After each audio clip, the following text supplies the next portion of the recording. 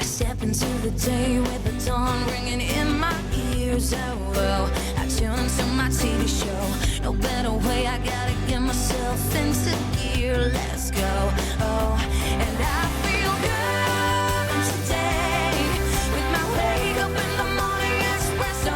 I feel good today. It's my feel good breakfast show.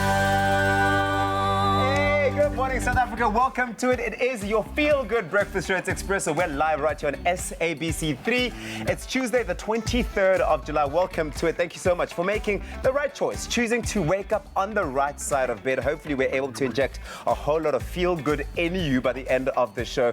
Wake everybody up. Wake your children up. Wake your cousins up. Your relatives up. Your neighbors up. Let them know that the feel-good is officially on the air. And Princess, as you can see, is back at work. Oh, we have missed you so much. I miss you too, no? Where have you been? You told me you were on holiday, I was then on you were back. holiday in Dubai. How was Dubai? Yes. Oh, it was very nice. An international queen. I have decided to stand forever. I'm your biggest fan. But you know what? It's not been the same without you. Of course, we've had the coffee and we've had all our Mac Cafe goodies, but it's not the same without you. And we're so happy to have you here. I know. And in fact, we've asked everybody on social media this morning, we've asked you guys, you know that what gets us up and charged up at this time of the morning is Princess and, of course, all of the Mac Cafe goodies that we are lucky to have. I mean, I'm looking at the menu now. It's even like refreshed and updated. You've got cappuccinos, cafe lattes, flat whites, Americano, Mocha, macchiato, espresso, hot chocolate. white. It's a whole lot. It's a Yes. whole lot. So we're asking you on social media this morning to let us know if you actually had Princess at your disposal, what it is at this time of the morning that you would be ordering. But of course, you can still go into any Mac Cafe and order any of the things that we get to drink on the show here. Let us know on social media. We are super excited to have Princess back. So welcome her back. Send us some love on Facebook as well. It's Expresso Morning Show, SABC3. Remember to use that hashtag Expresso Show. It's going to be a bumper show. It's going to be so amazing, so good. Let's check in with the rest of the team. Hi, guys. Oh, yeah, it's Princess Appreciation Day. I'm no longer a flat white, I'm an exuberant white. Because I love this girl. We've missed you so much, Princess. Welcome back. My name is Graham Richards. And I'm Leanne Williams. And of course, it is a beautiful Tuesday morning right here on your Feel Good Breakfast Show. And we are going to keep you highly entertained, but also highly informed, especially when it comes to temperature of the day. Oh, it is raining. It is raining so hard in Cape Town, and we love it. We need it. Hopefully those dams are filling up nicely. But the rest of the country, sunshine ahead. We've got to love a beautiful sunny Tuesday morning. So we kick it off in Joburg, where you can expect plenty of sunshine and clear skies. Beautiful day. Just a light northwesterly breeze that will die down towards the evening. Humidity decreasing as it did yesterday towards the afternoon as temperatures peak. A warm, beautiful sunset is expected. Please send us some pics. Durban, sunny day with no wind. Sky remaining clear for the entire day. A mate of mine in Durbs, Brad, was sending me pictures yesterday. He was like, oh, I'm so sorry about the rain. I'm like, oh, come on, man. Durban, you've got to love it. As the evening approaches, humidity rapidly decreasing, temperatures fluctuating throughout the day. PE, partially sunny. Sorry about that. Mainly sunny conditions with pleasant temperatures throughout the day. Towards the evening, a couple of showers expected just to take the edge off. A northwesterly wind. Be prepared for rain, though, as we progress. And in Cape Town, don't be prepared for rain. Just know that the rain is there. We've had it yesterday. We're going to have it today with strong wind conditions increasing. I think that strong northwesterly wind is going to continue for the entire day. And as the evening approaches, cloud cover will decrease slightly with a light drizzle. And don't forget your umbrellas and hold on to your hats. In fact, we've been collecting these hats outside from people who just walk past. Look at you, look at you.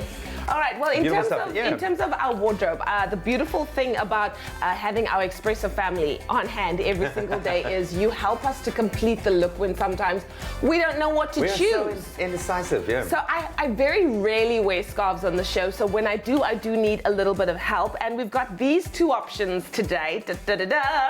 We've got this cream one with the stripes, and then we've got this yellow one. It's kind of got white splashes all over it. Like a tie-dye vibe. Yeah, so you need to let me know which one you think will suit this outfit the best. I have it. I mean, they would both work. Yes. I have a feeling. I know which one I think you like and I like. Do you? Which one do you think you like? this morning. No, they're both lovely, nice, very different textures. Take a look in a different route. Yeah. But there's something, I mean, it's like you get scarves and you get, this is quite light. And I it's know. Like, Look, in one of them. vibes. Yeah, this one is thicker, so I think warmth-wise I'm going to be sorted. And then this one's a lot thinner, but in terms of that splash of color, it's might, cute, you man. know, make you just feel a little bit brighter in the day. I don't know. That's why I'm confuzzled, and you need to help me. Please, Expresso family. The post is up on social media, our Facebook page, Expresso Morning Show SABC3. Go and leave a comment there with official hashtag Expresso Show. Yep, and then of course we like to get you set with a quote of the day, and seeing as we're inspired by fashion this morning, we thought we'd give you an inspirational quote from someone who is clearly inspired by fashion.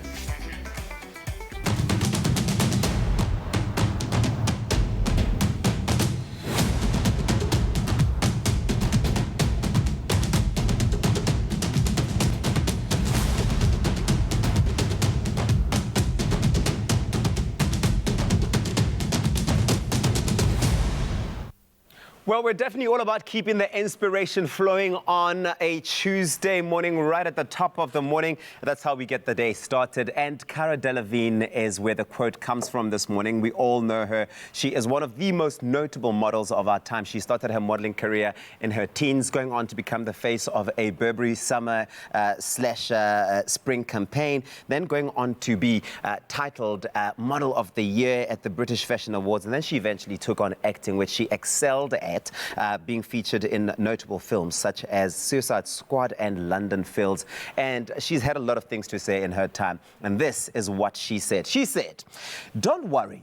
Be happy. Embrace your weirdness. Stop labeling. Start living. Don't worry. Be happy. Embrace your weirdness. Stop labeling and start living." And I think on this Tuesday morning, all I can say, let's all take a page out of Cara Delevingne's book of life and embrace all our uniqueness and all of our truest selves and start living. Take that and run with it on this Tuesday morning. Thank you, Cara. Well, in national news this morning, a total of 3.5 billion rand in refunds has been paid out since the opening of the 2019 tax filing season for online users. The South African Revenue Service said yesterday manual returns at SARS branches will open on the 1st of August. The Electoral Commission of South Africa will next month begin with public hearings into the draft regulations for the Political Party Funding Act in Cape Town. In terms of the bill, a donation of less than 100,000 rand doesn't need to be declared. On the international front, the British government plans to send some 250 troops to Mali next year to join the UN Commission, which is fighting against a jihadist insurgency since 2013. More than 100 UN personnel have been killed in attacks in Mali. The UK will today know who its new Prime Minister is. The next occupant of 10 Downing Street will either be former London Mayor Boris Johnson or Foreign Secretary Jeremy Hunt. And finally, The Lion King, released locally on Friday, made over 6.4 million rand on the first day, becoming the biggest opening day the month of July has ever seen in South Africa. And it had the third biggest opening weekend of all time, ranking in 24.5 million rand. The Lion King has always had an affiliation with South Africa. Famous South African actor John Carney is the voice of wise primate Rafiki, and South African composer and producer Lebo M arranged and performed music for the original films and stage productions. Moreover, Lebo M collaborated on a new song with Beyonce for the film, in which SA artists Busiswa and Moonchild Sanelli also feature. The South African flag is indeed flying high in the pride lands of Africa. Well, that was your 6 o'clock news update. Let's get our very first taste of what's happening in the world of sport. Here's Graham.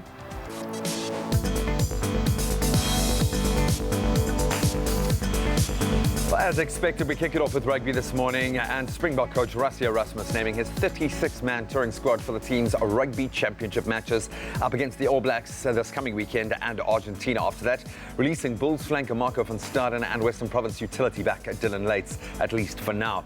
Then the aquatics front, you can't slow this girl down. South African swimmer Tatjana Schoenmaker progressed to the finals of the women's 100-meter breaststroke that was at the FINA World Championships in Gwangju in South Korea yesterday. And in tennis, South African number 2 tennis player Lloyd Harris moved up 3 places to a career-high world number 82 in the latest ATP men's singles tennis rankings, with SA's top player, of course, Kevin Anderson, still remaining in 11th. And we're going to get into some varsity football in the first hour of the show, so stay tuned for that. Right now, let's get you up to speed with the weather.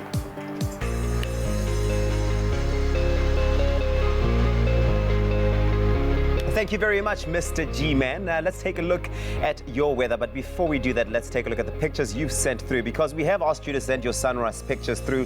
Londiwe Zakwe sent us her sunrise from Msinga, where sunny conditions can be expected with little to no wind, reaching a maximum of 29 degrees. And Bernard Kit sent us his sunrise picture from Donator, where plenty of sunshine can be expected with clear skies reaching a maximum of 18 degrees. And now we take a look at the temperatures across the country, starting off in Polokwane. It's sunny today, 8, reaching a high of 24.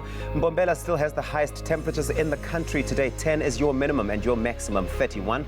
If you're out in Pretoria, 7 and 20. Johannesburg, 6, reaching a high of 19. Mahikeng today is at 3, your minimum and your maximum is 25. Klerksdorp, 6, reaching a max of 24. And a northwesterly wind of 37 kilometers per hour for Kimberley. 4 is your minimum and your maximum 24. A really cold start to the morning today for Bloemfontein. That's 1, your minimum, and reaching that high of 22. Richards Bay, 19 and 32. If you're out in Pietermaritzburg today, 10 is your low and your high is 28.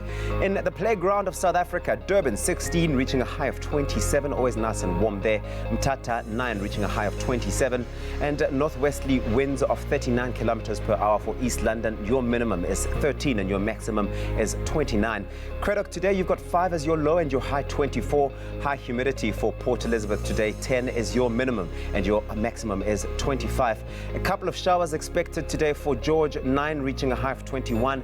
And the lowest temperatures in the country is Sutherland, 0 is your minimum, reaching that high of 7. You can expect some rain there as well.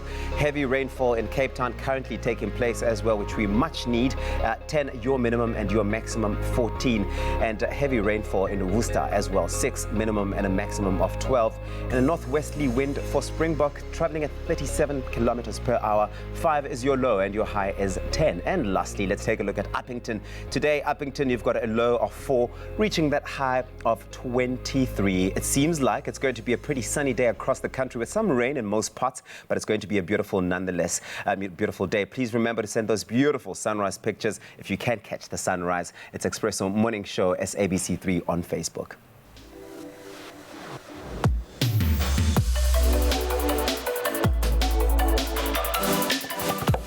Of course, it's time for us to catch up with what's happening in the world of entertainment. And let me tell you, the Marvel Universe is it's our universe. It's going to be taking the world by storm, especially when it comes to 2020 and 2021. And let me tell you, the future, my friend, is indeed female. Now, with the news that Marvel's Avengers Endgame blockbuster from early in 2019 has officially toppled 2009's Avatar as the highest grossing film of all time. It seems that the comic book and film franchise giant is ready to usher in a brand new era of cinematic storytelling and world building.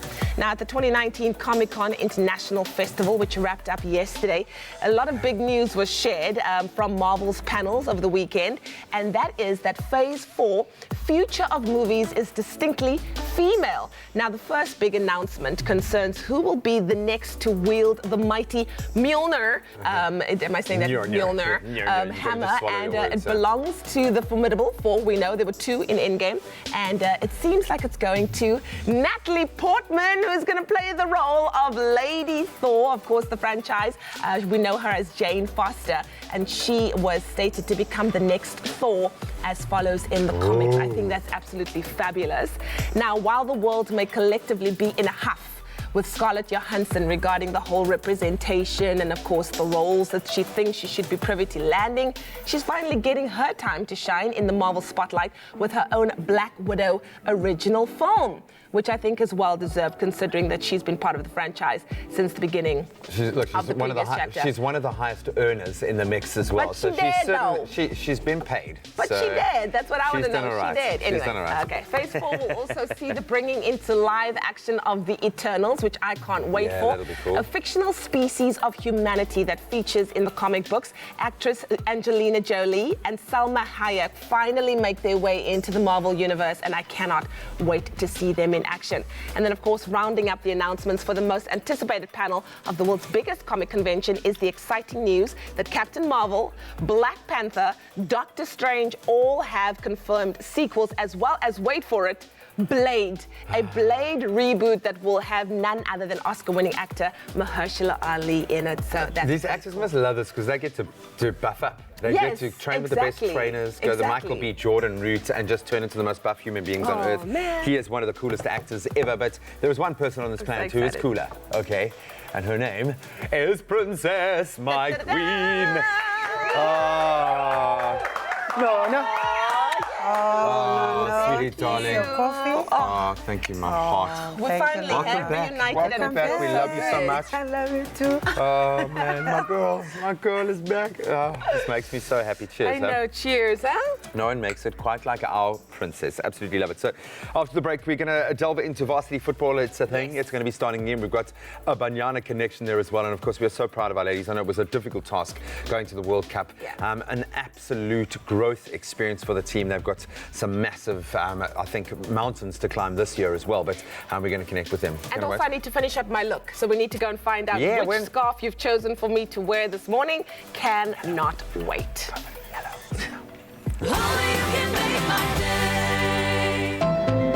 Cadbury Dairy Milk shines a light on the generosity alive in each of us. Bring your old toys to any of Cadbury Dairy Milk's pop-up Little Generosity shops in major centres this winter and receive a slab of Cadbury Dairy Milk chocolate. Get to Cape Town's Canal Walk Little Generosity shop from the 19th of July to the 5th of August with your toys, and let's inspire a little more Cadbury Dairy Milk goodness in the world.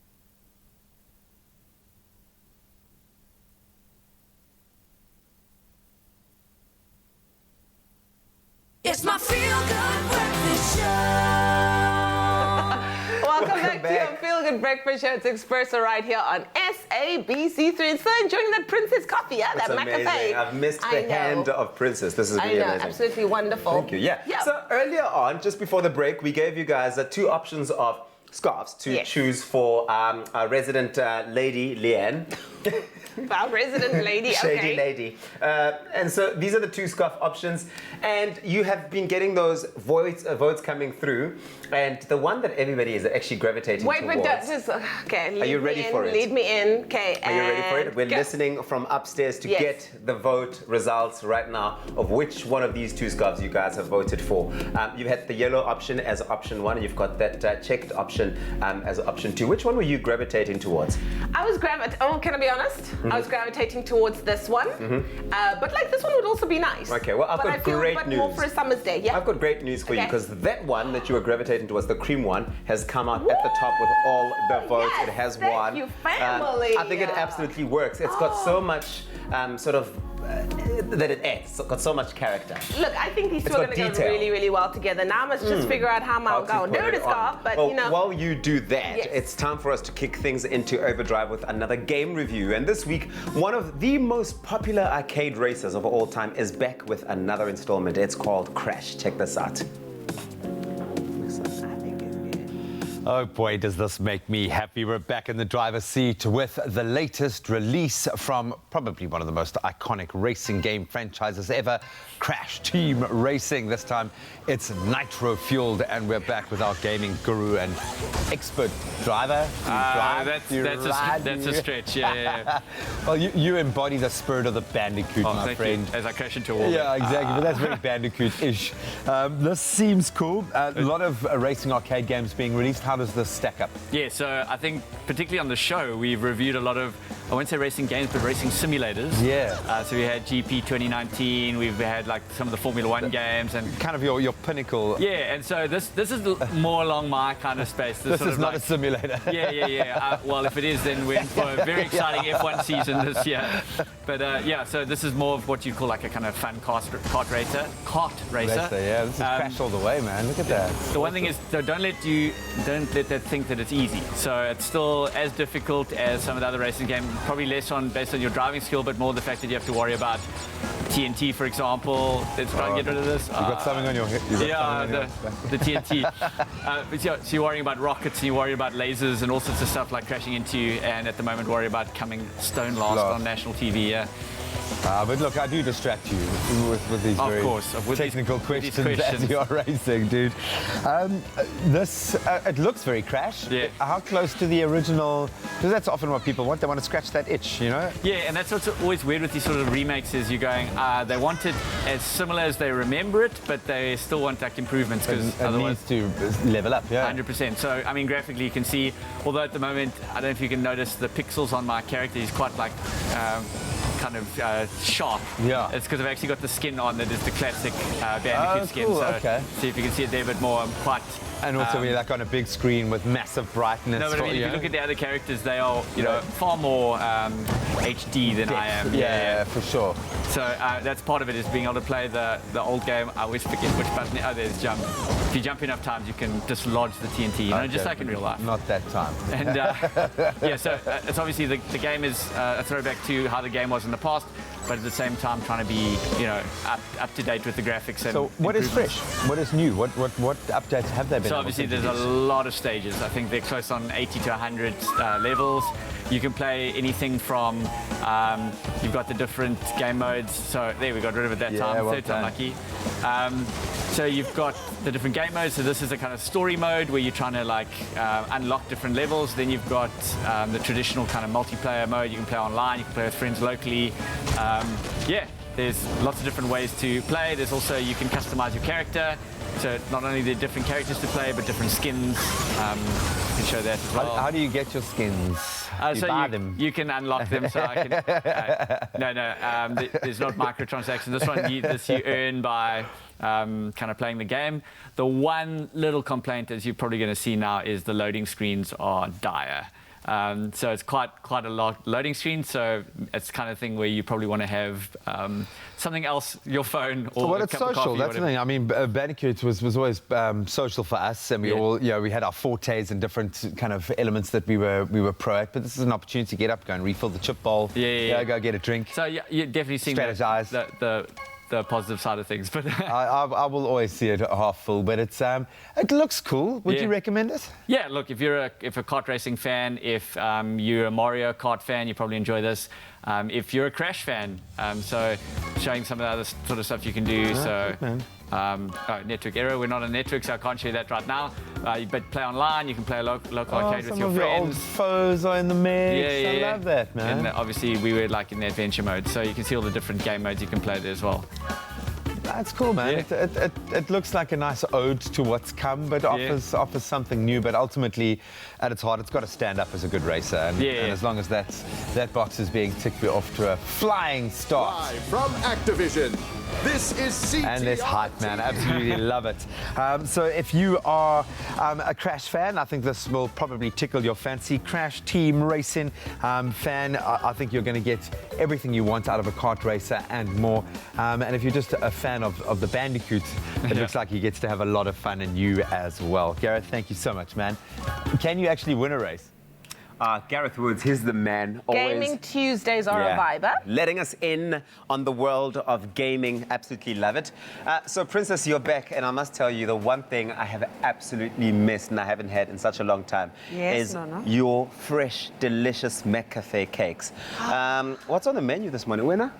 I'm about those croissants. Let me tell you, when those croissants are being baked in studio, it permeates through the entire place. Yeah. It takes you to another level. It does. It really does. Is that what you're going to have? I would love to have a croissant. And I feel bad for doing this first thing in the morning to be having a slice of cake for breakfast, but please, Princess, it's been a while. Chocolate cake, please. Okay. Okay, cool. Thanks, Princess. While she does that, Princess of our Princess, we're going to take a quick break here on your Feel Good Breakfast Show. Go top up your coffee and tea. We'll see you after this.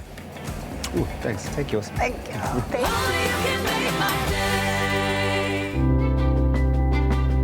day. Science reaches for the truth. It works for the big and small, for the old and young. And with knowledge as our first ingredient, science is at the heart of our food. For differences you can see, feel, and trust. It all starts with science.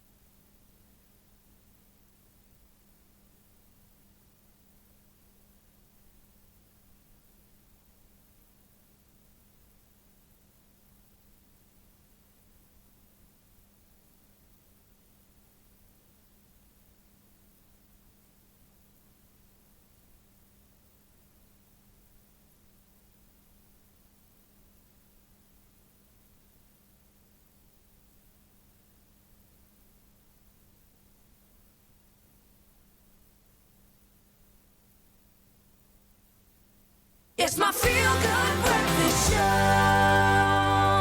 Welcome back. You're live with Expresso. Thank you so much for tuning in. So this year we've already crowned the winners in our 2019 version of Varsity Cup, Varsity Hockey. All amazing competitions. Now it's time for the footballers as we focus on the men's and women's varsity football season, both about to kick off, returning for the 7th edition, which is awesome. And of course, this is where we find it's a breeding ground for young stars like the two incredible athletes sat beside me this morning, Western Cape's Emmanuel Sebareme and Bongeka Khomere. Guys, welcome to it. It's going to be an incredible season. Welcome back. I say welcome back, Bongeka, because you were obviously part of the Banyana squad that was touring at the FIFA Women's World Cup. And as you just took a back seat there, you're like, okay, yeah, just roll with that. First of all, congratulations. What an incredible honor. What was that experience like? Oh, first of all, I would like to say thank you for having us today. Absolute pleasure. The experience was overwhelming. It was actually my first time being in France. So I was happy and I was surprised at the same time. So the experience that I had there, I can't even describe it, but it was a good experience. Great time. And I think the whole point was a growth experience that was there. I mean, looking at the level, Emmanuel, you can testify to that. We were kind of saying that was some of the best football we've ever seen. How proud were you to see Banyana in a showpiece like that? That's got to be the best women's football, some of the best football I've ever seen, dude. No, definitely. I mean, it was amazing having to see so much quality on that field, you know, watching our ladies, you know, showcase their talents, you know, and having our own player, you know, from UWC representing. It was just an amazing experience. You do. Stepping up there. So it was really amazing to, you know, to really watch and learn and see how well they're playing and, you know, and what they can do, you know, if they work hard. Absolutely love it. And of course, you have a platform now in varsity football. I know the women's league is slightly shorter, almost as you were telling me, almost like a tournament, which needs to be bumped up. I think we can rock a full season there. But having come off the back of training with the squad and having that kind of headspace, how are you feeling about getting back into varsity football? What I can say is that I learned a lot in France. We were up against like the top teams, like Germany, second in the world. And what I learned is that it doesn't matter who you're playing, but if you believe in yourself and if you work hard as a team, you would get the result at the end. So that is the spirit that I'm bringing in the team also, to make sure that they believe that they can make it. And also this exciting kind of counter-attacking, I love that kind of football. It's the kind of football we want to watch. Yeah. So last season was a bit of a rough one for you guys. I'm sure you were left with a massive itch to scratch now. What's on the cards for this season? How are you guys approaching the season? Because you're kicking off, it's right around the corner. UFS is the first mountain to climb. How are you guys feeling about it? Yes, the management has really worked hard to ensure that we're fit, that we are well conditioned, that we have the right nutrition, and obviously that we're also attending class and making sure we have a balance. As you know, you can't just focus on sports, but there is a reason why you're there. You know, so you need to take care of the education, but it takes a lot for a team to wake up early, to be in the gym, to come back later again and keep the intensities up and make sure that we're working towards one goal, which is obviously to win the tournament. So right now, it's really been amazing. The boys are excited and we are ready to go out there and get the 3 points. Yeah. Go and do it, man. And look, I'm trying to be as neutral as I possibly can, but you know, we are in a particular region right now. From the ladies' side, agonizingly close, 2-1 in the final last year. You must feel like there was a lot of momentum, but devastating to come that close and falter. What needs to change? Does anything need to change this season? Well, I wouldn't say much about last day's game because it's last day. We have a new goal to focus on now. We'll take each game as it comes, and we're going to make sure that we get to finals, maybe. Then we take it from there. You're so sweet, man. I can just see like the eyes focusing as you talk to her. Like, okay, it's going to happen. It's going to happen. Does this feel like what I love about where varsity sports is at the moment? And there's so much focus on all of the sporting genres. But you've proven that it's the stepping stone to national sport now. Does it feel like that when you're going out? Because you're a student. You want to be kind of enjoying it and enjoying the brotherhood, the sisterhood of being in that space. But it could also be the first step towards a national call-up. Does that feel like this is that where the end goal is for you? No, definitely. I feel that everyone's really working hard and have set goals to really become a professional one day. So you can imagine now the intensities on the training alone. Sometimes it feels higher than an actual game. Yeah. So everyone is really pushing and want to showcase their talents on the stage. And yeah, it's a good learning platform, good place to grow, to really find yourself and to put yourself out there for others to see. And also get a degree, yo. Get a degree. I love the focus. It's been so cool connecting with you guys. Thank you so much for joining us. All the best of luck. Stay safe, stay injury-free throughout, and good luck with the next step in your individual careers as much as the season ahead. But so good to have you guys here. Thank you for having us. Now, last week, Thursday, marked yet another Mandela Day in Mzansi. And of course, South Africans got their hands dirty by giving back to those in need and the less fortunate through various initiatives throughout the country. Yeah, that's right. And the SABC got their talent to also go out there and play their part in keeping Madiba's spirit alive. And Sulu was there to catch up with all of them and bring us all of that action. Take a look at this. Mandela Day is all about celebrating and carrying on Utatu Nelson Mandela's legacy by giving back to those less fortunate than us. And that is exactly what the SABC and its talent will be doing here today at Zodwa School for the Disabled, all of which forms part of the Public Broadcasters CSI initiative to give back to 25 community centers throughout the month of July, all of which is in celebration of our 25 years of democracy.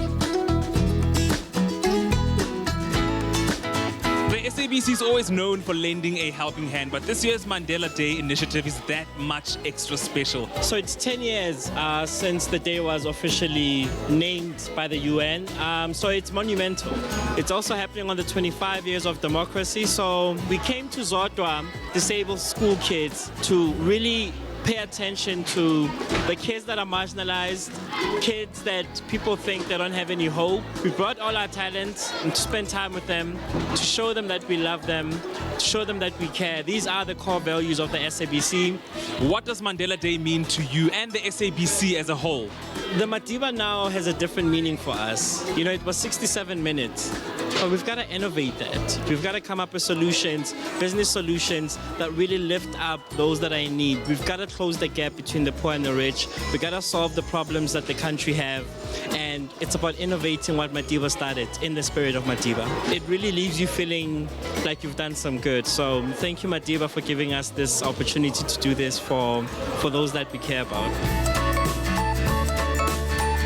The SABC's Mandela Day campaign will run right through to the end of July, and I must say it's been really nice to witness how the talent has really lit up these young, beautiful faces.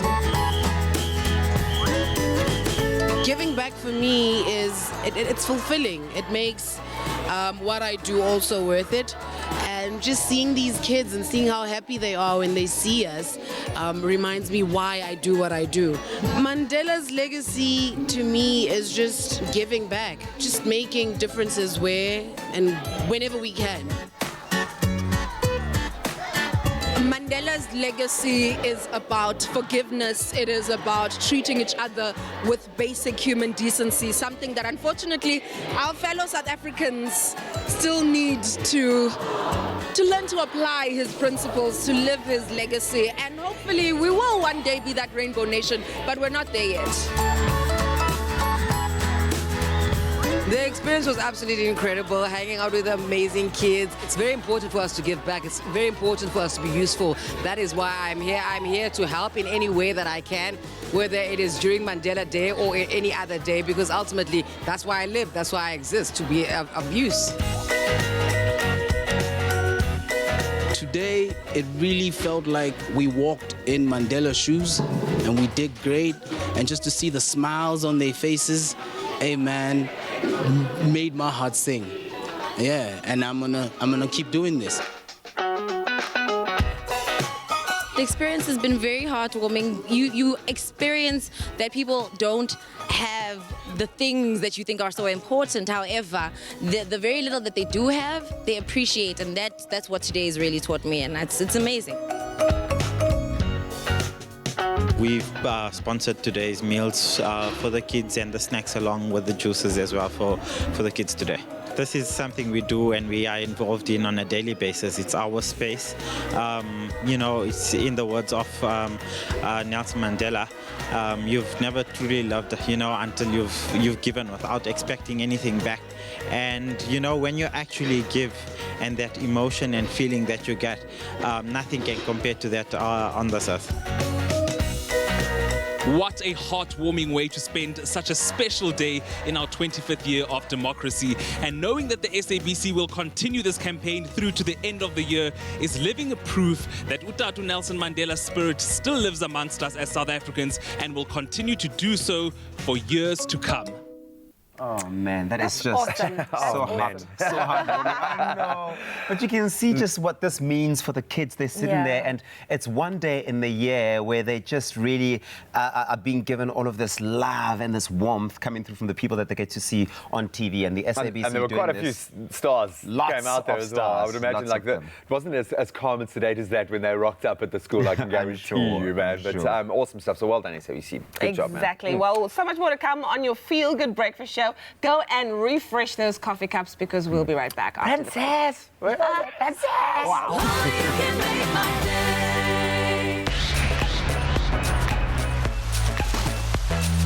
Hi, I'm Brendan Paper. I was on Tropical Island of Treasure Season 8 with Lizanne Lazarus. We were Team Red and we won. I brought the brains and Brendan definitely brought the brawn. And together, we made a smooth team. Tropical Island of Treasure was a great experience for me. It was my first time overseas. I've never been out of South Africa. So being there was like a dream come true and it's a fairy tale. From the moment the first episode started airing, it was instant fame for me. I mean, Durban is a small town, and I literally became like Durban's little sweetheart. Everywhere I went, people were watching the show and supporting. For us as artists and musicians, it's great exposure. I broadened my horizons to a new market. Well, if you're talking about fame and fortune, I mean, R500,000 ain't that bad. As soon as me and Lizanne won the R1,000,000, I decided to put on a deposit on my first farm. It was a big dream from when I was a little boy. To have this place means a lot to me. Every time I'm here, I can just be myself and just be one with nature, looking out as far as I can see. It's just an awesome experience. What did I do with my money? A bit too much, I think. I obviously took myself to the shops and had a little shopping spree. And then I bought myself one of my dream cars and I contributed to my charity, like I said I would. I'd say if the opportunity comes to you, I'll take it because it's a free holiday. Whether you win or not, you still get an amazing experience. Auditions for Season 9 launch in August. So here's your chance to win fame and fortune, just like I did. If you're talking about a smooth experience, this would be it. Tropical Island of Treasure Season 9 on the beautiful Caribbean island of Curacao. Tropical Island of Treasure, Curacao.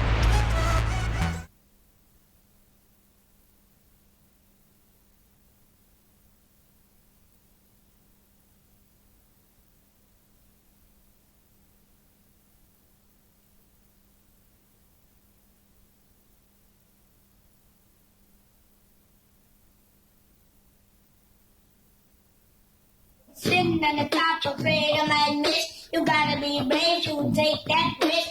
Flying high and the weight miss you. Landing the water feels so unreal. Swim up now just to take a breath. All those steps and you know the rest. Always acting like no big deal. Ready to taste those highs on dip. Jumping up the jet skis with the backflip. Now you know the sheriff rule. Like we level with the underglow. Ethan, out.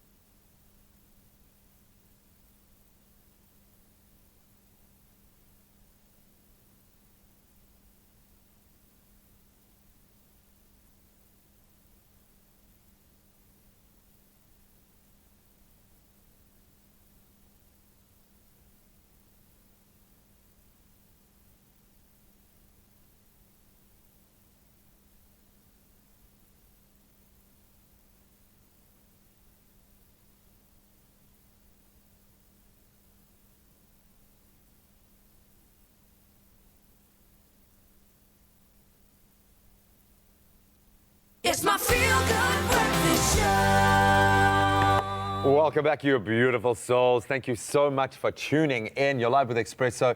And thank you so much for engaging with us. We love your videos, your pictures, everything that you send to us on social media. We've got an amazing social media team that really pour over everything to look for those superstars. And we love it when the content on our show gets really exciting because it's provided by you. And some of your messages have really made our day. Oh, absolutely. I mean, how's this? We got one from Pinda Ntlekwa who says, seeing your sunrise photos from across, well, we're saying to you, seeing your sunrise photos from across the country is always so special. And we received a really amazing picture from Pinda. He's from Port St. John's and took this photo of his little brother with the sunrise just coming through heavy. That looks so beautiful. Looking towards a brighter future. That is just so beautiful. Thank you so much, Pinda. That's really lovely. We also got another one here. It's Candace. Now, we asked you to share with us what you would be getting up to for your Mandela Day celebrations. That's 67-minute giving back time. And Candace Sheldon shared this great photo of her mum who set up a soup kitchen in Bishop Lavis, which is just so incredible. Kudos to you, giving back to the community, and that's what we love to see. We love you, the Sheldons. Thank you so much for doing that, guys. Now, this one is it's going to kind of raise the roof just a little bit. Ethan J, okay, the name kind of gives it away. 8-year-old boy who has passion for rap, and he is really, really good. We received a pretty sweet video, and I say it's sweet and it's sweet, from his dad showing off some mad skills. Take a look at this. Doing back to that woman I would. Sitting on the top of afraid I might miss. You gotta be brave to take that risk. Flying high the weight miss you. Landing the water feels so unreal. Swim up now just to take a breath. All those steps and you know the rest. Always acting like no big deal. Ready to taste those high jump dip. Jumping up the jet skis with the backflip. Now you know the sheriff rule. Like we level the underglow. Oh, the bars are coming through, Ethan. Reminds me of a young youngster CPT. Yeah, I was going to say, it reminds you of, I'm like, no, I can't do that. No, not me. Dude, Ethan, you got some incredible skills there. Well done, Dropping man. bars, love it. This one really made our day as well. Lesedi Nkobeng shared an awesome comment, and we have to say thank you so much because it really did make our day. She said exactly this. I literally can't imagine starting my day without watching the most calming and relaxing morning show in South Africa. I love that. It's because I was wearing a polo neck. That's why it was calming. It's calming. It was calming and relaxing. Yeah. I was more mature. I can see that. You and Leanne both have polo neck vibes going on there. Lesedi, we love you, man. Thank you so much for saying that. And it's a massive validation for us to receive those sorts of comments, to receive videos, pictures. Thank you. We love it. Absolutely love it. It's beautiful. And so we invite you to be like all these family members of ours who've shared these experiences and send us those pictures and those videos. If you've got children with special talents, catch them and send us those videos on Facebook. It's Expresso Morning Show, SABC3, and use that hashtag Expresso Show. We love you guys. Well, the Mother City Dance Festival is taking place from the 19th to the 21st of September, and it aims to expose the Cape Town dance community to world-class instructors, performers, and artists. And here to tell us more is the founder, Angus Prince. Angus, so wonderful having you on the show this morning. It's good to be here. I am one of the biggest fans of dance, but even more dancers in South Africa and in, a beautiful country who work so hard to perfect their craft every single day. I know what it takes to be a dancer. But let's talk about the Mother City Dance Festival. How did the idea for this festival come about? So the Mother City Dance Festival came about a few years ago when I was traveling in the US and I was attending the World Latin Dance Cup. I happened to be one of the judges in that competition in 2016. Yeah. And what struck me was that there were almost 200 competitors from New Zealand. Wow. And New Zealand is just slightly bigger than Cape Town. Yeah, yeah. And I was the only African there. And the idea of raising the level of dance in South Africa and in Africa was something that stuck with me. The founder of that competition, Mr. Albert Torres, was a very good friend of mine, and we started discussing that in 2016. And his dream was to bring the World Latin Dance Cup to South Africa. We then decided to put together a festival that would sort of underpin that and grow the dancers to a level where they could compete globally.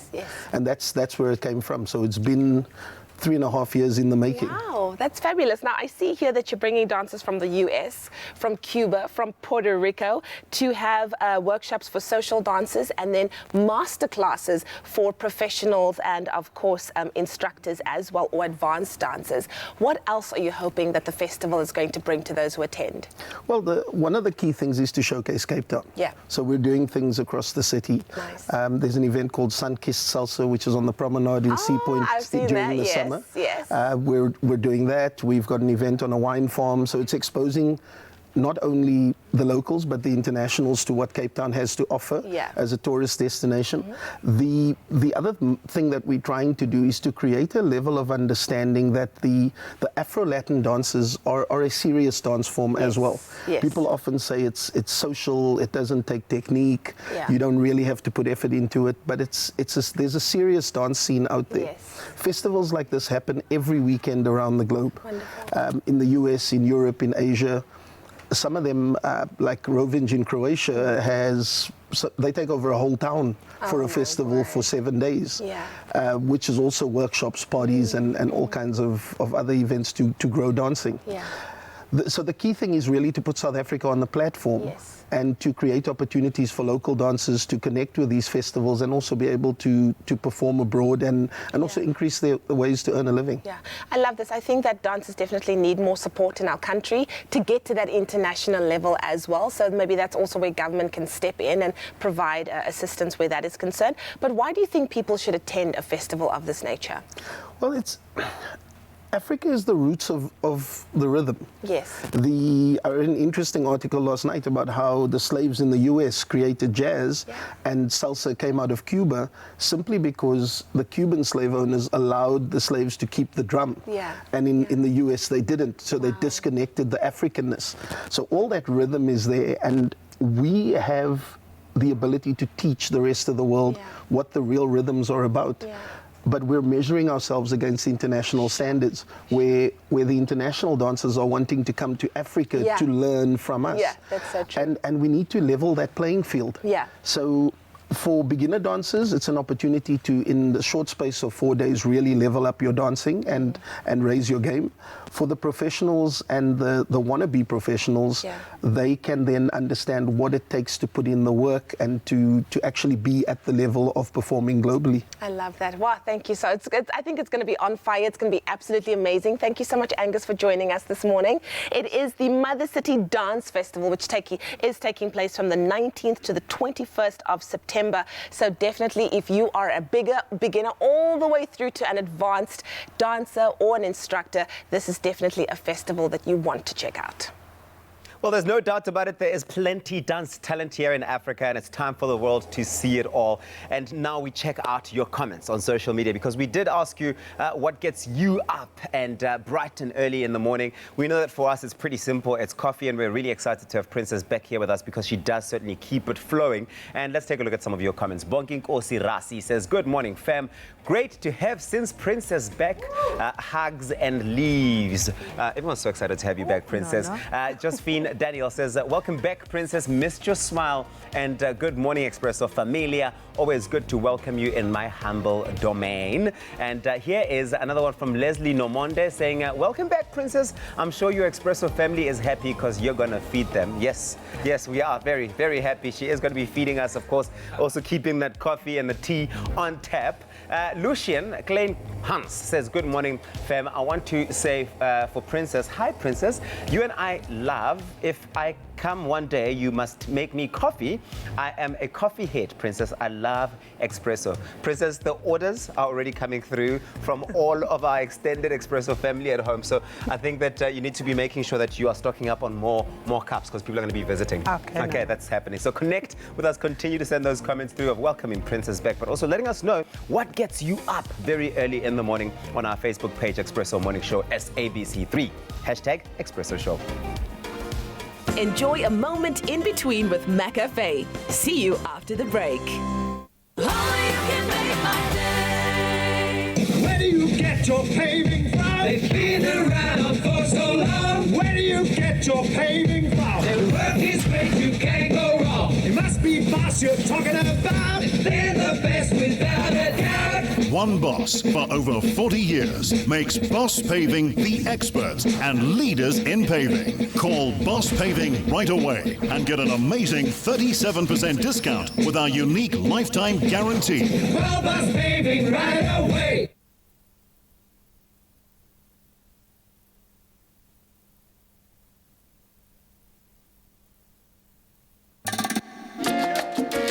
This is a clash to remember. A clash to remember. This is a clash to remember. On a Friday night. Mambo Conteso. On a Friday night. Mambo Conteso. On a Friday night. Mambo Conteso. On a Friday night. Every time. This is a clash to remember. A clash to remember. This is a clash to remember. Mambo Conteso. On a Friday night. Mambo Conteso. On a Friday night. Mambo Conteso. On a Friday night. Mambo Conteso. On a Friday night. Every time.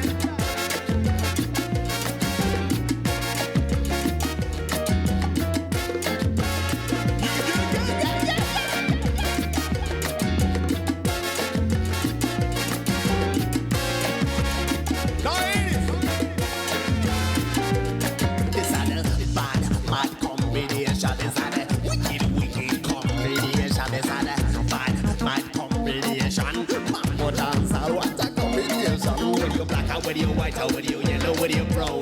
This is deadly sound and come from break your boogie down. Funky, funky sections are the talk of the town. It's bone sound, this are the bone sound.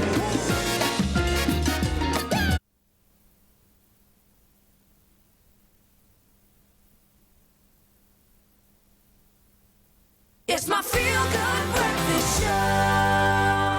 Happy birthday, a very happy birthday to you. Yeah. Welcome back to it. It is your feel-good breakfast show, Expresso, live right here on SABC3. Welcome back to it. It's time for us to celebrate your birthdays. If you have sent in your wishes and your dedications, you might be seeing them on the screen right now. But if you haven't, and you have a loved one celebrating their birthday, what are you doing? If they're celebrating their birthday soon, we want to hear from you. We want you sending us those emails. birthdays@cardova.tv is the email address to use. And of course, you can also send us those 15-second long WhatsApp videos. We're always on standby, ready for them.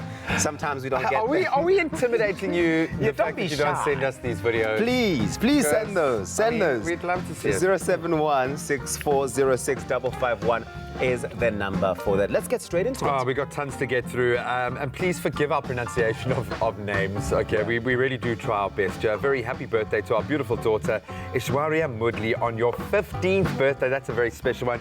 You are our pride and joy, and love you a lot. That's from your dad and sister, Ayal. Happy birthday, girl. Birthday, princess. And then happy birthday to Naushad from your wife, Arifa, kids, Muiz, Menaz, and Muaz. They love you very, very much. Have a beautiful day. You are loved, my brother. Happy birthday. Happy 13th birthday to Sbusiso. This is from your mom, your dad, and your little brother. They say here, we love you a lot. And We've got a they video. sent in a video.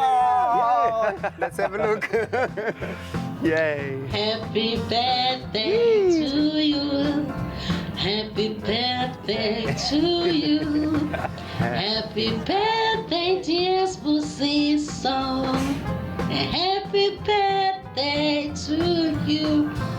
How old are you now? One. How old are you now? Two. How old are you now? 4. How old are you now? Happy birthday, 13. Mommy loves you. Happy birthday. Mama loves I you very love it. much, man. I love it. So Mom, that was special. Absolutely that is awesome. special. Happy birthday, man. Happy birthday. I hope 13. you're feeling very, very special. I'm very proud of your mom right now. She's certainly proud of you. Yeah, it's beautiful. We've got another one here for Jonathan. We'd like to wish Jonathan a very happy birthday. May God bless you for everything you are in our lives. Thank you for being the best dad. We love you more than you can ever know. This is from Amber and Tyrese. Happy birthday, Jonathan. Lots of love coming through from your family there. And then Mercedes Morris is turning 12 years old today. Happy birthday, my angel face. I hope your day is as special as you are to me. That's with lots of love. Love you lots from your mummy, Angel. And she is an angel face.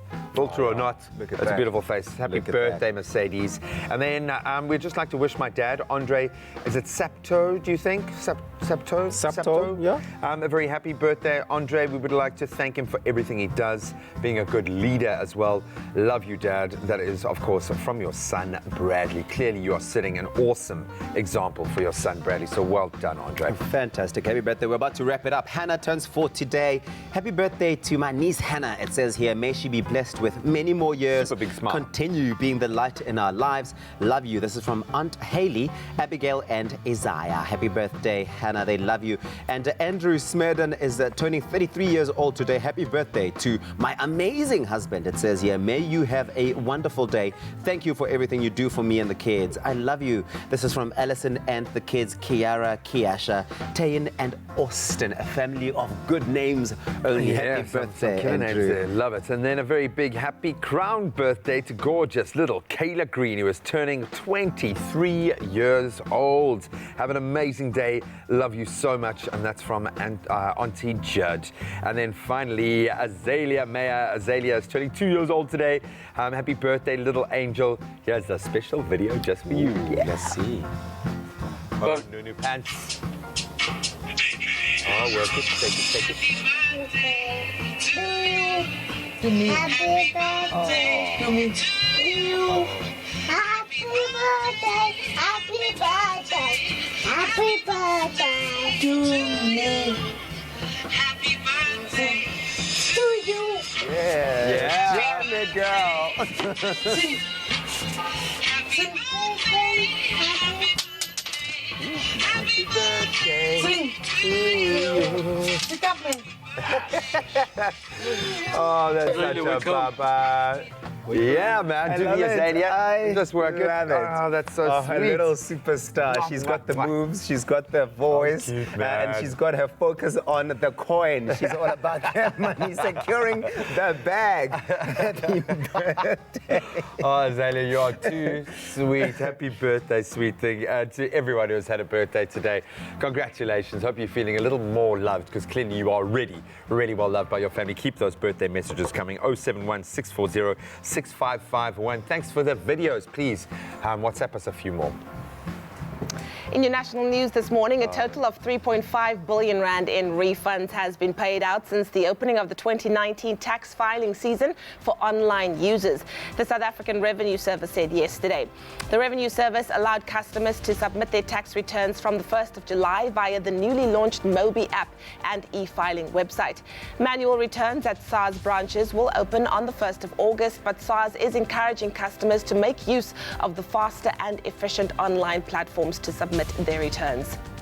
The Electoral Commission of South Africa, the IEC, will next month begin with public hearings into the draft regulations for the Political Party Funding Act in Cape Town, the Commission said yesterday.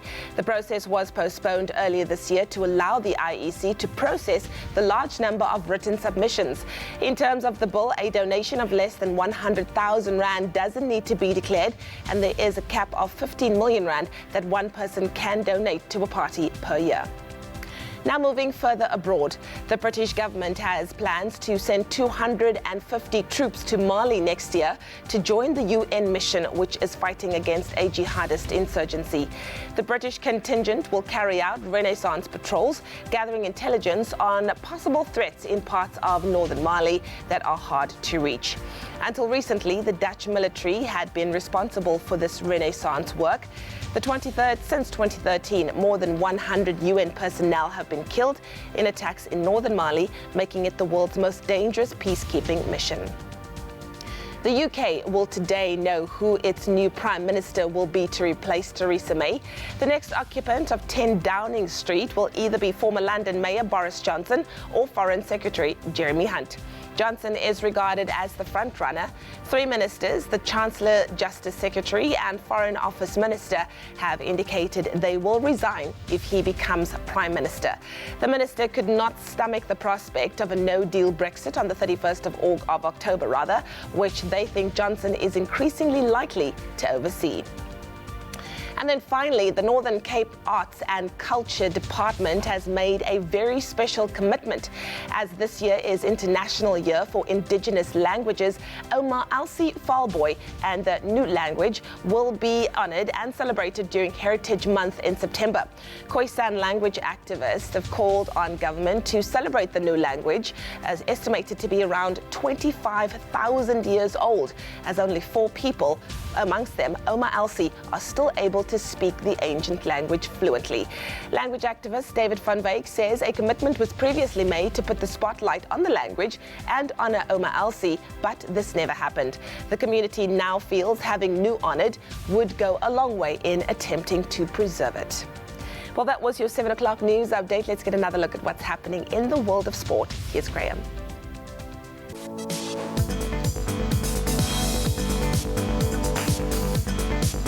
Thank you so much, Miss Williams. Of course, as the dust settles after an intense weekend of sport, most notably rugby, Springbok coach Rassie Erasmus has now named his 36-man touring squad for the team's rugby championship matches against New Zealand this coming weekend and Argentina, releasing Bulls flanker Marco van Staden and Western Province utility back Dylan Lates.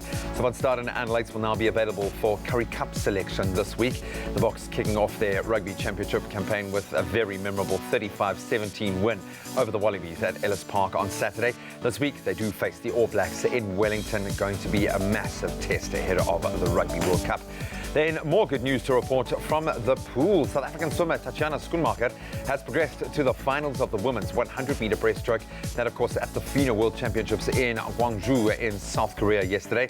Schoenmaker, who is a double Commonwealth Games gold medalist, finishing second in her semi-final for a spot in today's final. Olympic gold medalist Chad Leclos is expected to swim in the men's 200-meter butterfly event later today. Then on the tennis front, South African number 2 tennis player Lloyd Harris, who we love on the show, moved up 3 places to a career-high world number 82. That in the latest ATP men's singles tennis rankings, with SA's top-ranked player Kevin Anderson remaining 11th.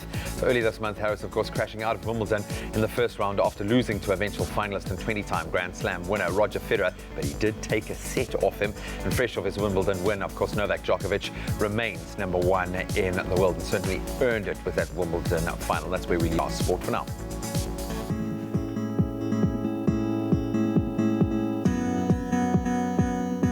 Thank you, Graham. If you're looking to head out onto the roads, here's a quick traffic update. Starting off in Gauteng, out in Benoni, where there is a stationary truck on the N12 westbound after Putfontein Road. It's currently obstructing the emergency lane, so please keep a lookout for this. And in the Western Cape, Century City on the N1 inbound, there has been an accident after Monte Vista Boulevard, obstructing 3 lanes. Please approach with caution and maintain a safe following distance due to the wet roads this morning. And off to the train lines, the T9004 train from Belleville to Cape Town is cancelled. This is due to sets out of service, so please allow for additional travel time. That's where we leave it for now. The next report in just over half an hour. Don't fear the flu. Boost your immune system with Effaflu C Immune Booster by Pharmadynamics. Effective, affordable healthcare. And now we take a look at your weather, but first we take a look at pictures you've sent in, your sunrise pictures. Here's one from Ndokozo Makatini, who sent us his sunrise from Jozi, where sunny conditions can be expected with clear skies today reaching a maximum of 19 degrees. Gary Orkamp also sent us his sunrise picture from East London, where partly sunny conditions can be expected with a strong northwesterly breeze and warm temperatures reaching a maximum of 18 degrees. Enjoy it, Gary and Ndokozo. Starting off in Polokwane with the temperatures, a minimum of 8 reaching a high of 24. And we've got Mandela coming through with the highest temperatures in the country, a minimum of 10 reaching a maximum of 31. Pretoria 7 and 20. Johannesburg 6 reaching a high of 19. If you're out in Mahikeng in the northwest, 3 reaching a maximum of 25. Klerksdorp is sunny today, a low of 6, reaching a max of 24. Northwesterly winds traveling at 37 kilometers per hour. That's Kimberley today, 4 is your low and your high is 24. A really cold start to the morning for Bloemfontein today. 1 is your minimum and your maximum is 24. Richards Bay reaching a high of 32, but not before they start off at a low of 19. Pietermaritzburg turn and 28. If you're out in Durban, it's 16 and 27 is your high. Mthatha, your low is 9, reaching a high of 27. If you're out in East London, you can expect northwesterly winds traveling at 39 kilometers per hour, but your temperatures are 13 minimum and your maximum 29 degrees. Craddock 5 and a high of 24. And Port Elizabeth, high humidity today, 10 is your low and your high 25. A couple of showers for George today, 9 is your minimum and your maximum is 21. A rainy day over there. And the lowest temperatures in the country, that's Sutherland with a low of 0 and a high of 7. Expect some rain there as well as a heavy rainfall here in Cape Town. 10 is our minimum and the maximum is 14. Heavy rainfall still taking place in Worcester as well, 6 low and a high of 12. And northwesterly winds traveling at 37 kilometers per hour. Springbok, 5 is your minimum and your maximum is 10. Lots of rain there today. And lastly, Uppington, 4 is your minimum, reaching that high of 23 today. Whatever the weather, remember to make it a beautiful day for yourself and send us those beautiful sunrise pictures on our Facebook page. The hashtag is Expresso Show. Thank you so much, Tabiso. Now, the Mother City Dance Festival will be taking place between the 19th and the 22nd of September in Newlands here in Cape Town. The program will include things like dance workshops for social dancers, masterclasses, performance boot camps, shows by local and international acts, seminars, as well as socials and parties. But here for a sneak peek, this is a look at what you call the Rueda de Casino, which is a form of Cuban salsa that started in town squares. Enjoy. This is a clash to remember. A clash to remember. This is a clash to remember.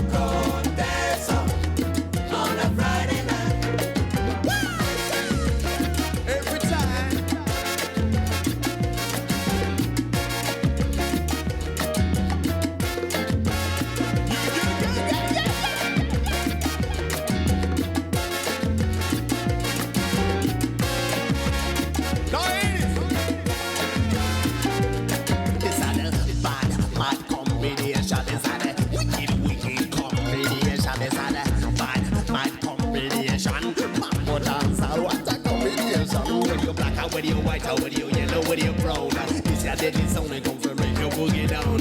Rock the funky sections at the top of the town. It's bone sound, it's a bone sound.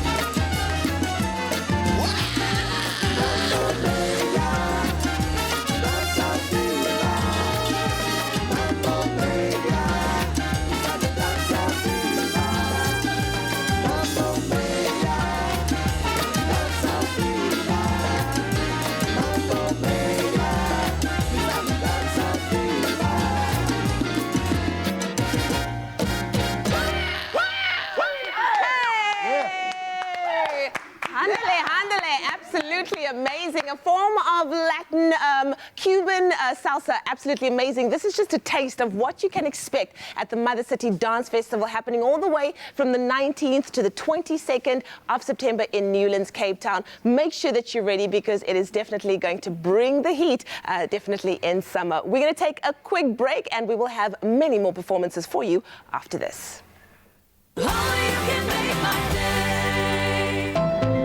Cadbury Dairy Milk shines a light on the generosity alive in each of us. Bring your old toys to any of Cadbury Dairy Milk's pop-up Little Generosity shops in major centres this winter and receive a slab of Cadbury Dairy Milk chocolate. Get to Cape Town's Canal Walk Little Generosity shop from the 19th of July to the 5th of August with your toys, and let's inspire a little more Cadbury Dairy Milk goodness in the world.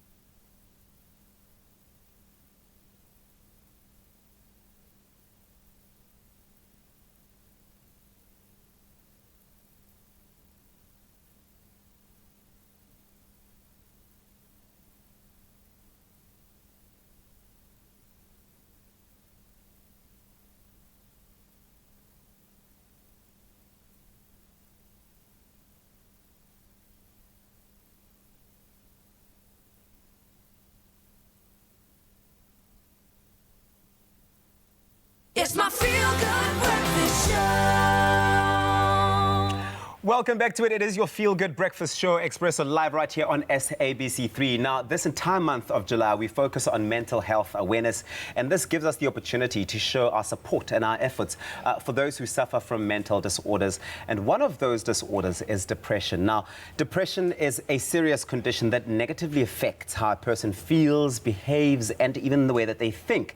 In contrast to being sad, clinical depression is persistent and often interferes with a person's ability to function in daily life. Now, last week we spoke about bipolar disorder, and we've decided to take it to the next step and chat about depression. Here to help us unpack and understand depression, please welcome Dr. Mohammed Fadil Williams and later Bevan Reynolds, who have used dance, or who has used dance rather, as a form of healing for her depression. And they're going to be joining us here on your Feel Good Breakfast Show. Doctor, welcome. Thank you, Tabisa. It's good to have you here.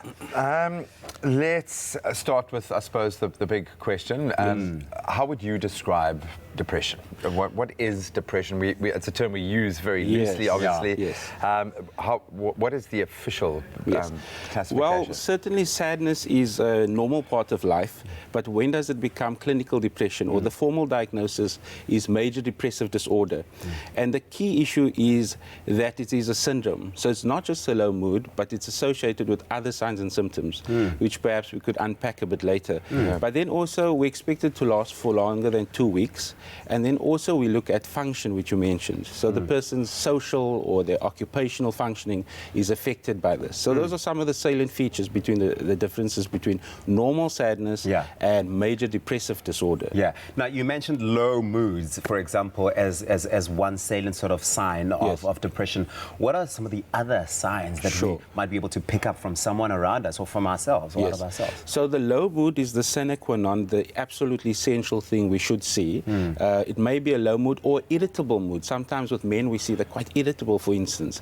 And then, of course, there needs to be a lack of pleasure in things that they used to enjoy. So you used to wake up to watch your show, that is the highlight of the day. Thanks for using that but now they're not doing that anymore.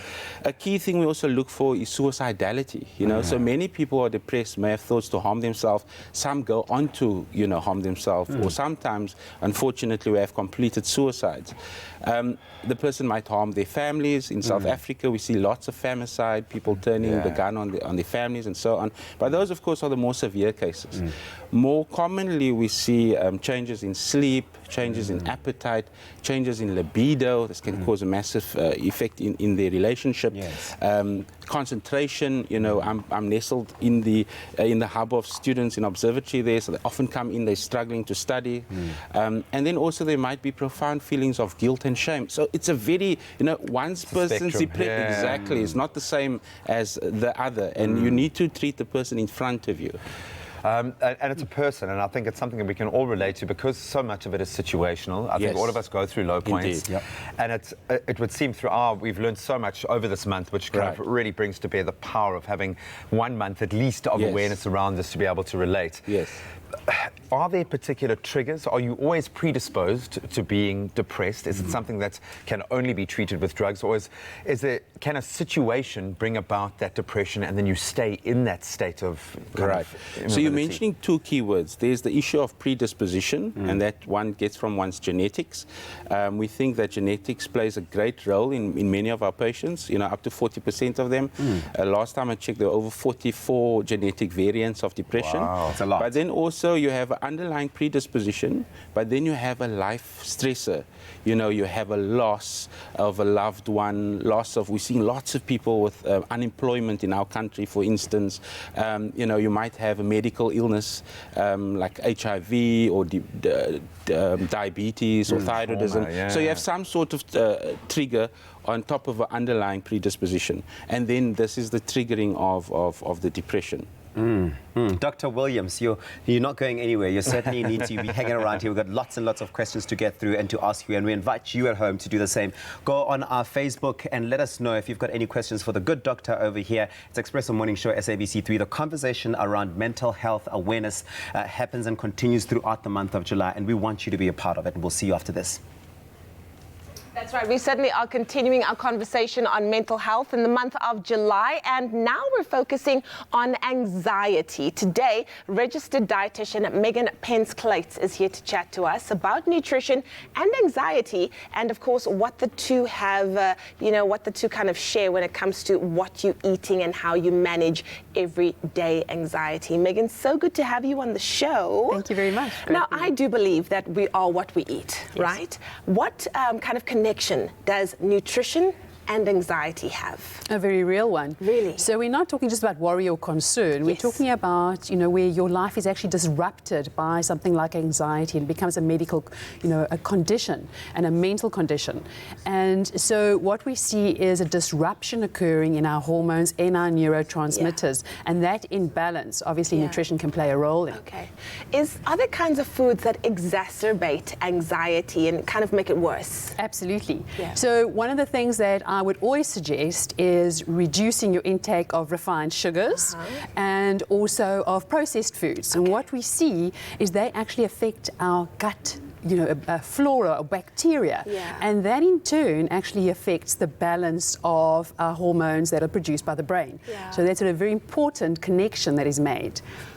We've talked before about gut health, and I think sometimes we hear about it and we kind of move on with our lives without thinking about what exactly that means. Don't you want to just touch more on gut bacteria and how important gut health is? Absolutely. So about 95% of our neurotransmitters, particularly our serotonin, which plays a role in mental health, is actually produced in our gut.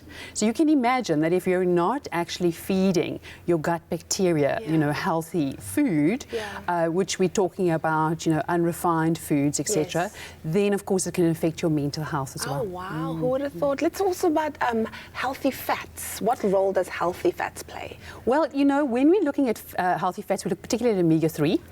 And there's been quite a bit of research that has shown that there definitely is a very interesting, trends towards helping reduce things like anxiety. So just by increasing foods in your diet, we're looking at our oily fish and anything like sardines or pilchards, even something like snook can assist as well, which is great. So local. And then of course we're looking at seeds and nuts and our canola oil. And let me just add, it is very important with all inclusive of all these types of omega-3s that we also remember that if we're eating regularly and we're reducing sugar, which obviously gives us those ups and downs, so it's a fabulous, feeling pink chocolate for a moment in time, but then you crash. So we want to feed our brain through our gut regularly, So make sure that you're eating regularly. Make sure that you're increasing your omega-3 in your diet. That's very, very important. And then you can never, cancel out, sufficient exercise or regular exercise, of course. Very importantly, in stress management. So those all actually play a very important role if you're looking to help with your anxiety. I love that. I feel like a lot of times we gravitate towards tablets and medication when the simple answer is changing your diet, drinking more water, getting regular exercise before you go the more drastic route of medication, which sometimes isn't even necessary. Absolutely, and I think always a good place to start. And then, if you're a bit concerned, consult a registered dietitian. Let them, help you and assist you in changing your diet, improving on it, change your lifestyle, and you never know, you might be feeling much better. I love that. I love that. Sometimes it's so simple. All you do is just get in touch with the people that know how it all works, and everything else will be sorted. We want to thank Megan so much for being with us today. It's interesting to learn that what we eat also plays a role in our mental well-being. And for more great health information and recipes, you can visit bewellfoods.co.za.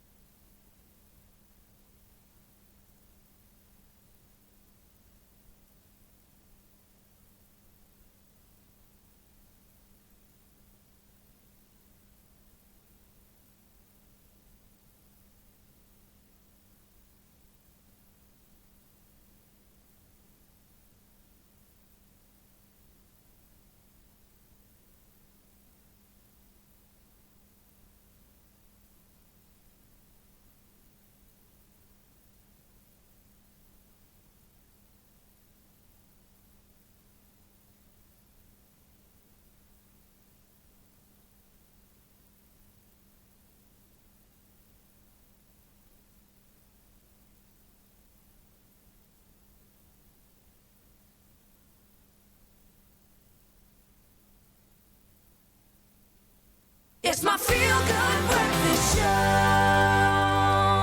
Welcome back as we continue our discussion throughout the month of mental health awareness, which I think Tubbs and I can both testify to the fact that it should be an all-year-round conversation. Absolutely. But we are loving having the platform to engage, to empathize. Most importantly, we all have in some time in our lives gone through the hard times, gone through those moments which have made us question our own mental health. And depression is something that has so many people caught in the grips right now. I have no doubt that there are people watching right now trying to figure out what is going on in their mind, in their lives, within relationships. Now is an opportunity to learn more. Dr. Williams, thank you so much for joining us. I think we have to dive right in here. And this is quite terrifying, that depression is twice as common among women as men. Is this, and I say this with completely uneducated, is this hormonal? What brings Well, I rise to think this? there are many factors and they're quite interrelated. So you're mentioning the issue of hormonal. We know that up to puberty, the rates between boys and girls are similar. But once there's the onset of the menstrual cycle, we see that there's 1.7 or roughly 2 times more common in ladies. So ladies, they'll get in and around their periods. There's a perimenstrual dysphoric disorder. 7 to 11% of ladies, they might have some depressive symptoms and or anxiety. In and around birth, the perinatal period or postpartum immediately after that, and then in and around menopause as well. And there are some hormones, particularly estrogen, that's been implicated. There's a precipitous fall of the hormones. But it's important to understand that there are other factors as well, socioeconomic factors. Unfortunately, in our setting, you know, our ladies are still very disempowered. As a society, we need to empower our ladies. So there's not a week, unfortunately, that doesn't go by where I don't hear a lady that's been sexually assaulted or financially abused or emotionally abused and so on. I also head a female service, and in there, you know, we see that ladies, they often carry the child care burden. So, and especially in South Africa. Especially in South Africa. Here. And unfortunately, a massive problem we have is that many of our fathers are absent. And yes, there are some historical underpinnings with, you know, migrant labours, etc., in apartheid and so on. But this is something that we are perpetuating, and we need to call it to an end. I really want to make a passionate plea to, you know, my brothers in South Africa. Please, you know, father your children, be there for them, be there for the mothers of your children, even if, you know, things between you haven't Maintenance gone so is a well. good starting point, but actually be present. Absolutely. So it's multifactorial, really. Well, we definitely are letting our women down in many ways, especially in the country here. But I spend a lot of time, Doctor, on social media, and there isn't a day that goes by without seeing at least 10 people going on about that they're depressed. Crying for help. And crying for help. There's a serious cry for help. Is it that there is so much more depression nowadays than in the past? And why do you think this is the case, if that's the case? Okay, firstly, to say depression has been around and took it. You know, it's been there from the beginning. But whether it's more common now or not is debatable. The one side of the, you know, of the fence, they feel that, well, we're picking it up more. People are more enlightened. They're more educated. They know what depression is, and so they access services more readily. In the group we are talking about the state of the world, you know, there are more wars now than ever before. There are millions of people that are refugees. In our setting, we've had the army come in now to the Cape Flats because of so much gang violence, for instance. We spoke about social media. That's, the power of that is very, very powerful. In our day, you know, when you were embarrassed at the schoolyard, it's just those that were there that you were humiliated. Now it goes viral, you know, it has a massive effect. And then also screen time. There's a lot of literature and research looking at screen time. Children spending too much time on the screen, you know. There's been correlations with increased risk of depression. It affects their sleep, their concentration. So there are many different threads to that debate. But chronic poverty as well, we know, has been robustly linked to decreased mental wellness, if you like. The butterfly's wings kind of comes into effect here because everyone is affected by what is going on in the world and what happens around us. But I think it really does reinforce how important it is for us to tip those scales back in our favour. And we're starting here in the Western Cape in one of the worstly affected, where I think young girls especially are at most risk. We can do something about it, and it starts with a conversation. We're going to look at ways to get physical, to be able to express yourself, reconnect with your body, your mind, your spirit through something like dance. In just a moment, we'll welcome another guest to join our discussion. In the national news this morning, a total of 3.5 billion rand in refunds has been paid out since the opening of the 2019 tax filing season for online users. The South African Revenue Service said yesterday that manual returns at SARS branches will open on the 1st of August. The Electoral Commission of South Africa will next month begin with public hearings into the draft regulations for the Political Party Funding Act in Cape Town. In terms of the bill, a donation of less than 100,000 rand doesn't need to be declared. On the international front, the British government plans to send some 250 troops to Mali next year to join the UN mission, which is fighting against a jihadist insurgency. Since 2013, more than 100 UN personnel have been killed in attacks in Mali. The UK will today know who its new Prime Minister is. The next occupant of 10 Downing Street will either be former London Mayor Boris Johnson or Foreign Secretary Jeremy Hunt. And finally, The Lion King, released locally on Friday, made over 6.4 million rand on the first day, becoming the biggest opening day the month of July has seen in South Africa. And it had the third biggest opening weekend of all time, raking in 24.5 million rand. The Lion King has always had an affiliation with South Africa. Famous South African actor John Kani is the voice of wise primate Rafiki, and South African composer and producer Lebo M arranged and performed music for the original films and stage productions. Moreover, Lebo M collaborated on a new song with Beyonce for the film in which South African artists Busiswa and Moonchild Sinelli are featured. Now, the South African flag is indeed flying high in the Pride lands of Africa, and if you haven't yet seen the movie, go and make a plan to do so. Let's take another look at what's happening in the world of sport. Here's Graham.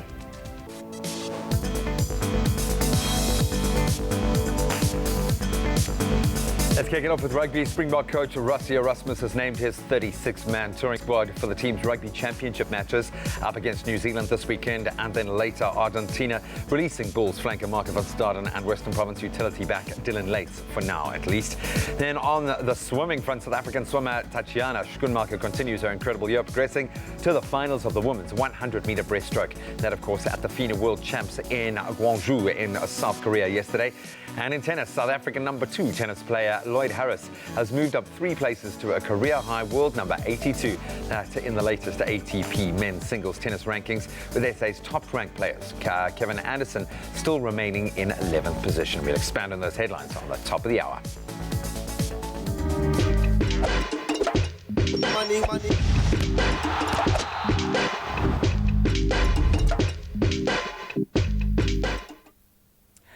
Thank you, Graham. Let's try and save you some time this morning in terms of traffic. Starting with Gauteng in Alberton, there has been a multi-vehicle accident on the N12 eastbound. That's after Voortrekker Road. One lane is currently obstructed, so please approach with caution. And in the Western Cape in Khayelitsha on the N2 inbound, there are roadworks before the R300 on-ramp obstructing one lane. Delays can be expected, so please turn on those headlights and maintain a safe following distance due to the rain. And off to the train lines, all Chris Honey and Captain's Clip trains will terminate at Langa until further notice due to vandalism between Heideveld and Netrek. Commuters are advised to please make use of an alternative mode of transport this morning. That's where we leave it for now. The next report just after 8 o'clock this morning. Here is Leanne with a look at the weather.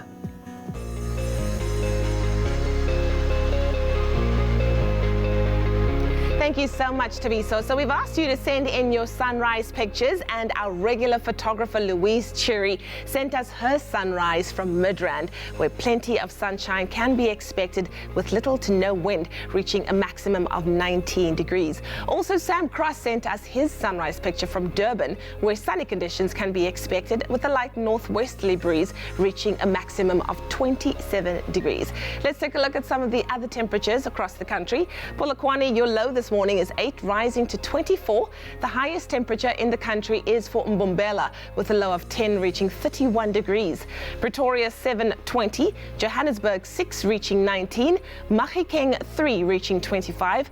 Klerksdorp 6, rising to 24. Also a northwesterly wind of 37 kilometers per hour for Kimberley today, with a low of 4, rising to 24 degrees. A very cold start to the morning for Bloemfontein, a low of 1, reaching 22. Richards Bay, a low of 19, reaching to 32. Pietermaritzburg 10, rising to 28. Durban 16, 27. Mthatha 9, rising to 27. A northwesterly wind of 39 kilometers per hour for East London, with a low of 13, rising to 29. Cradock, your low is 5, reaching 24. Some high humidity for Port Elizabeth, with a low of 10, rising to 25 degrees. There will be a couple of showers for George, with a low of 9, reaching 21. And then the lowest temperature in the country is for Sutherland, with a low of 0, reaching 7 degrees. Heavy rainfall in Cape Town today, with a low of 10, reaching 14. And then heavy rainfall in Worcester, with a low of 6, rising to 12. A northwesterly wind of 37 kilometers per hour can be expected for Springbok, with a low of 5, rising to 10. And then Uppington, your low is 4, and your high is 23 degrees.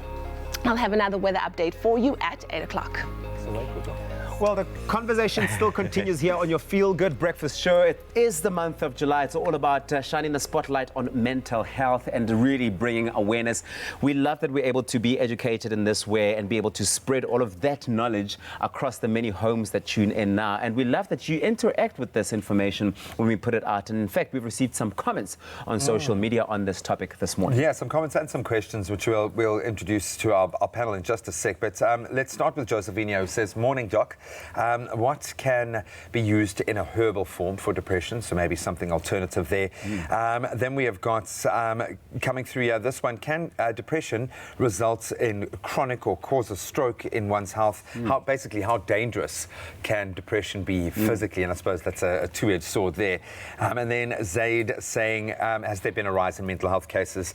How big is the problem in Cape Town? Well, that we have addressed. There is a massive problem in Cape Town, being one of the most at-risk communities, certainly in South Africa, probably in the world at the moment. So there has been a rise. But it's some really interesting questions there. So we're going to obviously very quickly welcome our latest guest, Bevan Reynolds, who is a counsellor teacher, inner alchemist. I love that. I love that. Absolutely love that term. She likes to dance. She loves to moves. move. And obviously Dr. Williams here. So welcome. Thank you so much for joining us. Doc, I'm going to quickly fire off at you one of those first questions. Herbal remedies. Yes.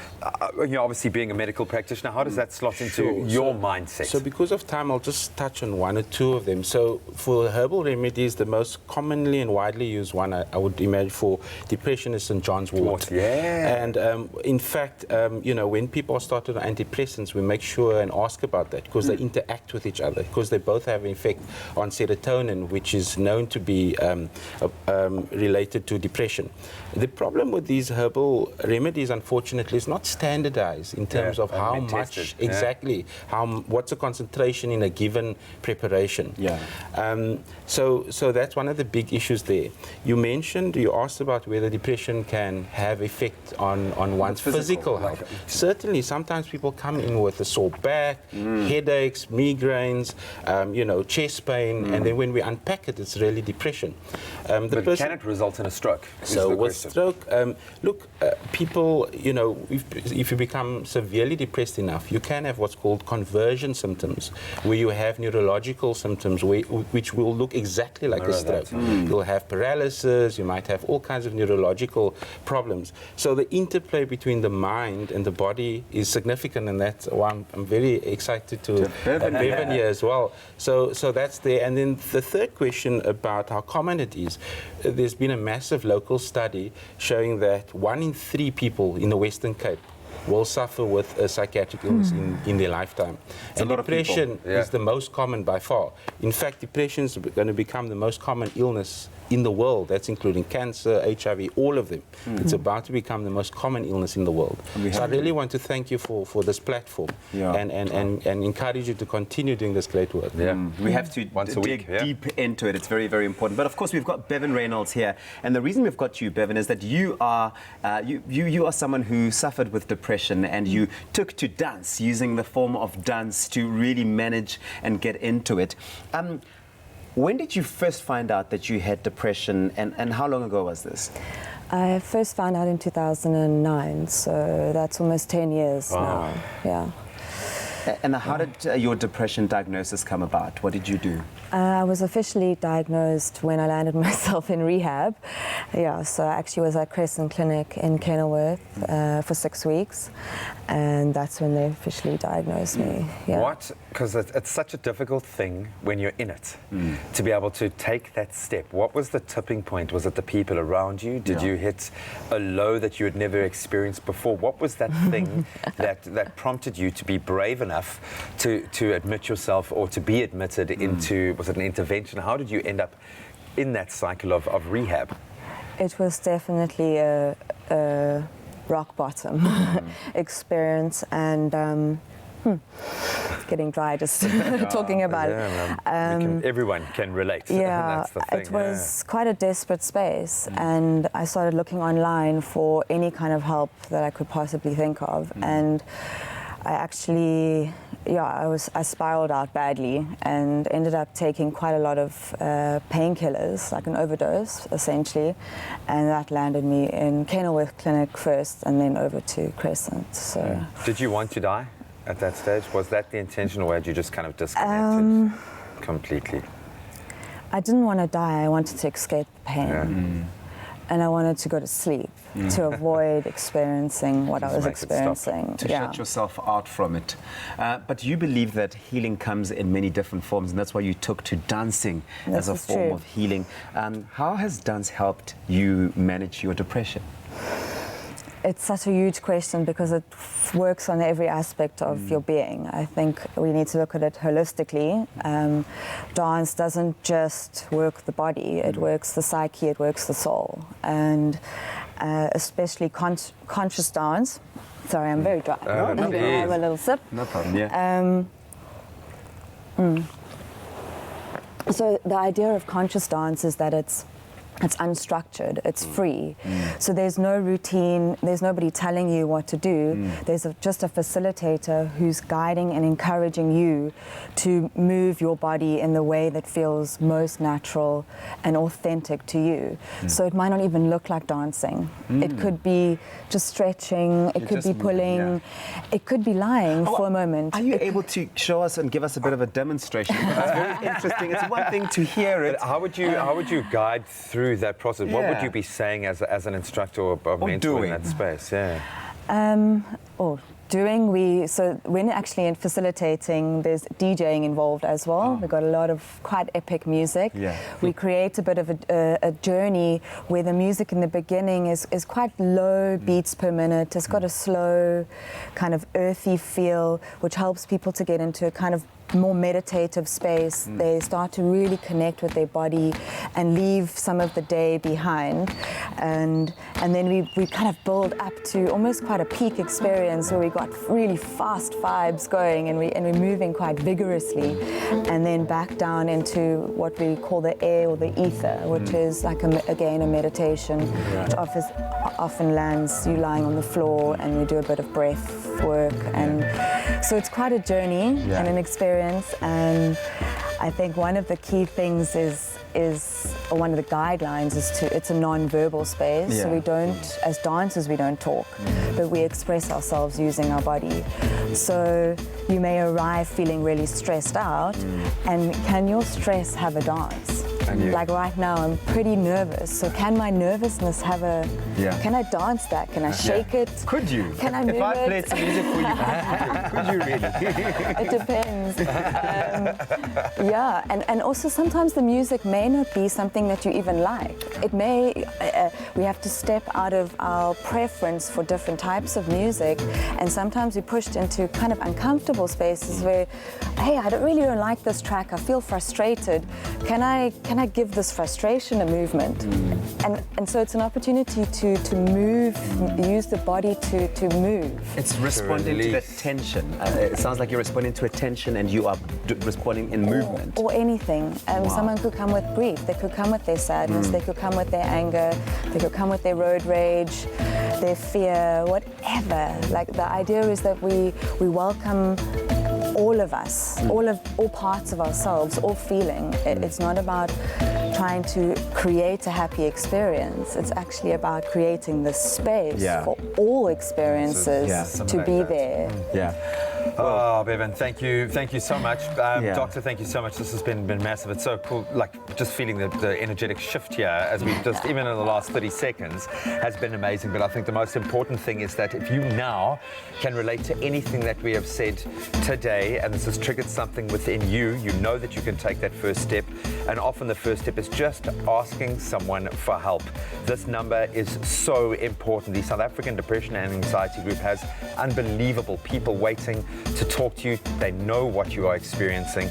0800 456 789. As much as you think you are alone right now in what you're going through, you are definitely not.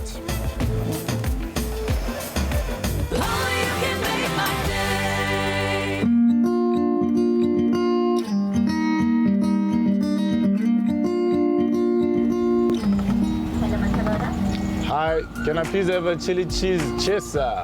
Chili what? A chili cheese double for a cheese boy.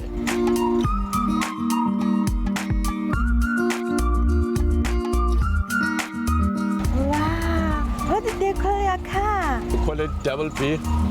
Beautiful Beatrice. I mean the model. Oh, the model. She's South Africa's next top model.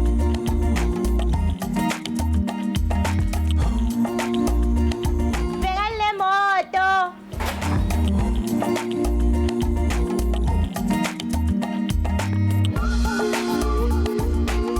I didn't want to be cheesy, but finding a bit extra. I'm just preparing for the national drive-through date.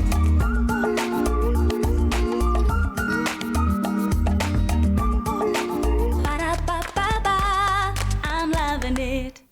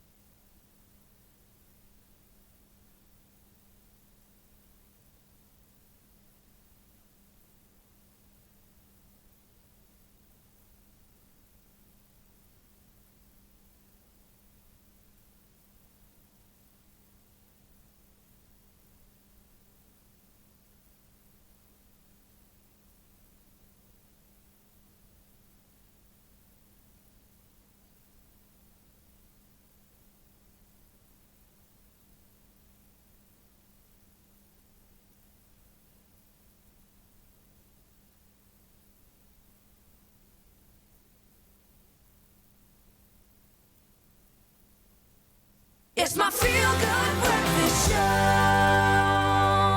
Anxiety every show because you. Welcome back to it. It is your feel-good breakfast show. It's Expresso live right here on SABC3. We are learning, we are exploring, and we're traveling on this journey together of life and navigating some of the challenges that we're faced with on a daily basis. And mental health is one of them. It's a big one that's been in the spotlight the last couple of years, particularly in South Africa. It's very important for us to learn and for our family members to be able to have these conversations with us. And we've got Bevan here, who was diagnosed with depression and found a form of healing in dance and in movement. And of course, Dr. Williams is also here, who's also been really just giving us those very medical perspectives on the condition of depression. But Bevan, while we have you here, what lifestyle changes did you have to make when you were diagnosed with depression? Many. I think one key thing was actually bringing some structure and order to my day. That included going to bed at regular times and waking up regularly, having regular meals, and I think someone covered the nutrition aspect. That was definitely part of it.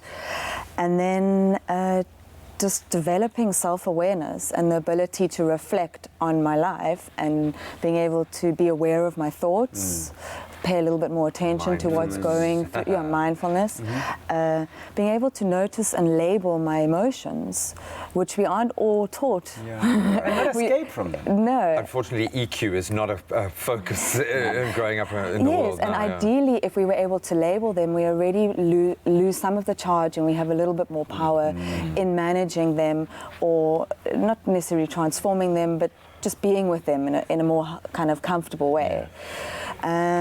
So constant work, really. I often say dealing with depression is like another job. There's another job going on in the background, and that's self-service. But it's also self-care. It's care. I was going to. I was maybe picking that up from the subtext there. It's about caring for yourself enough, which is it's quite a thing to do. We often put ourselves as a second priority to everything else, the situation that we're caught up in. I'm going to ask this both to you from your both of your perspectives. Is depression curable, or is it only manageable? Well, certainly in my experience and from the literature, the vast majority of people, we are able to manage it and treat it. The literature speaks about at least 80% of people. That's certainly my experience as a psychiatrist over the last over a decade.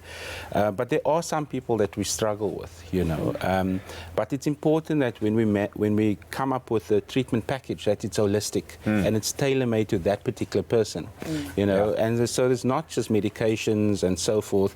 Dance, for instance, I'm listening to you talk. There's lots of research looking the effect of exercise, and there's a chemical in the brain called brain-derived neurotrophic factor that is decreased in depression. Things like dance and exercise will increase that. Music therapy has been documented since before the West. In the Middle East, it was used as a treatment for psychiatric illnesses, and we had a biodancer program at the unit that I ran, and it was really successful. People really loved it. So it's a holistic kind of approach. Dr. Williams, Gonza, like you mentioned, treatment packages. What sort of treatment options are available for someone suffering with depression?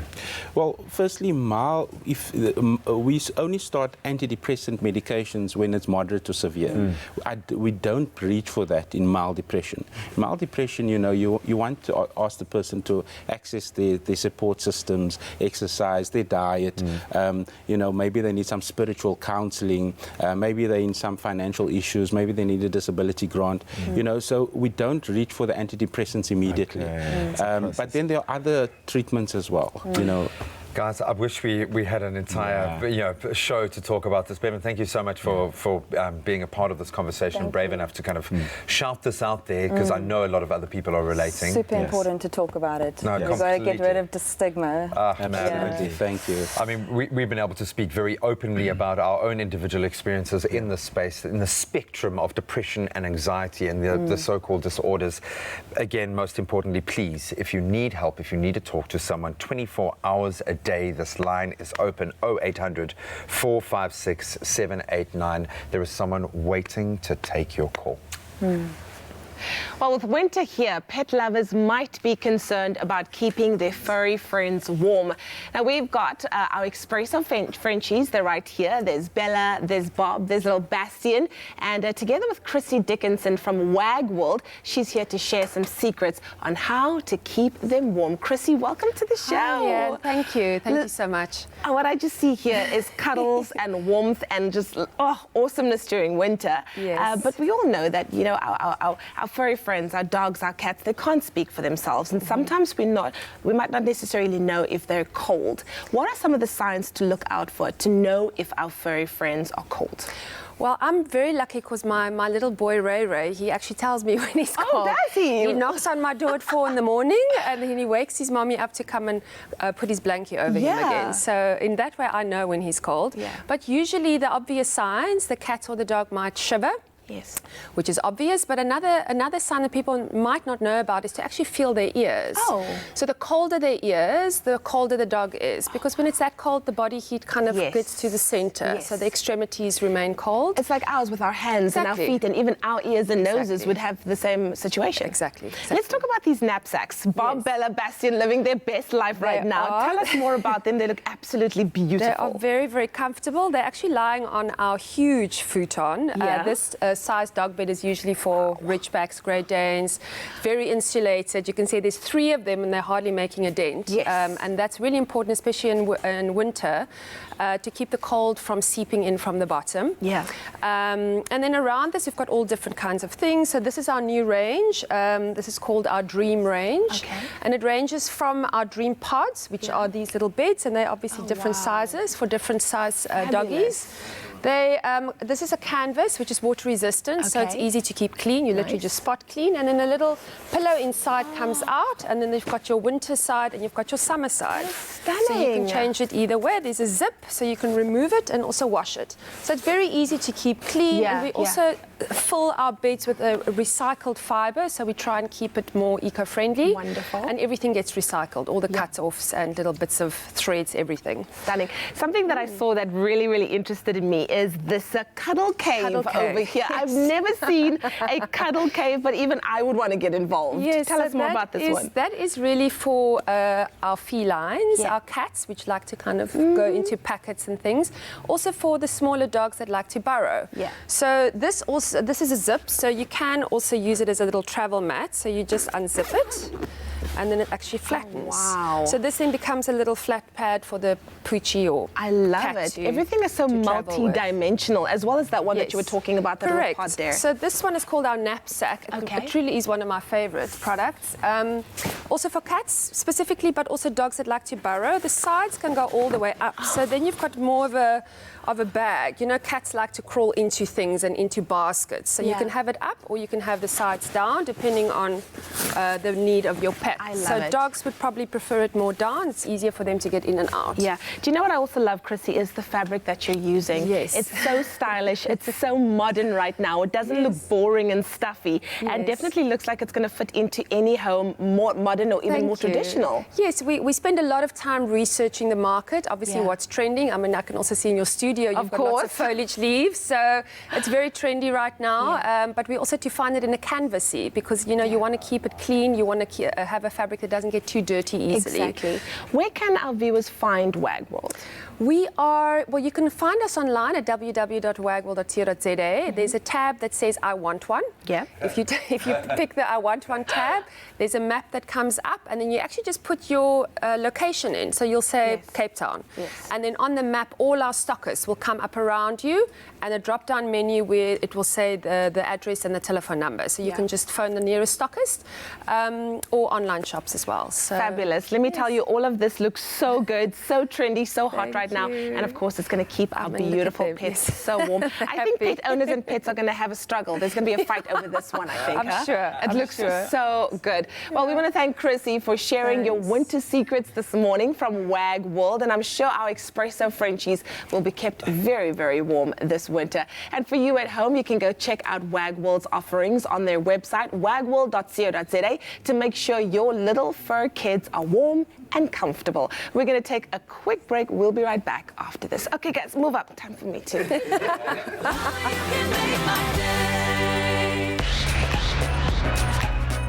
Hi, I'm Melinda Bamform, I'm a South African TV presenter, and I was a contestant on Tropica Island of Treasure Season 8 in the beautiful Maldives. What's up, y'all? My name is MT. I'm a hip-hop artist by profession. I was part of the Tropica Island of Treasure Season 7 in the Seychelles. My experience at Tropica Island of Treasure was extraordinarily beautiful because Maldives is my favorite place in the world. I had a blast because I played like a kiddie. The Seychelles was so dope. I never thought I'd ever be in a place like that. The great thing about Tropica is that it really appeals to everyone in South Africa, which was amazing because I could see that on my social media and people commenting and saying that they're all Team Coral supporters, and that was really great. I can definitely say that through Tropica Island of Treasure, I was able to gain a new audience, and shout out to Jackson because he was also able to kickstart his rap career, and I can really say that he found his fame and fortune through Tropica Island of Treasure. The new season of Tropica Island of Treasure is coming soon, so make sure that you look out in August for all your entry details because it'll be in the beautiful Curacao. Enter for Tropica Island of Treasure Season 9 and you can stand a chance to win yourself a smooth million. So if it's fame or fortune you want or just a whole lot of fun, make sure that you don't miss out. Tropica Island of Treasure, Curacao.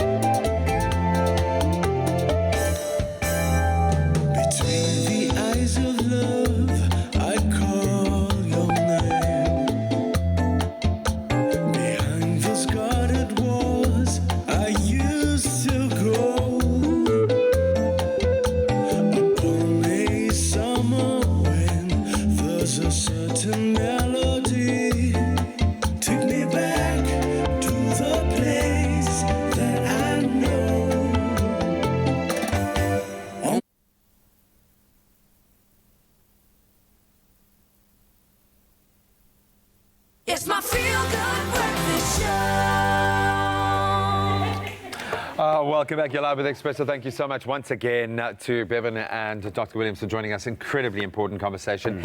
We love the fact that so many people weighed in online as well. And of course, a lot of you have had a reaction online to a little bit of fun we had yesterday. Of course, everyone's been going gaga over the Face app. And we took a little photo of the team.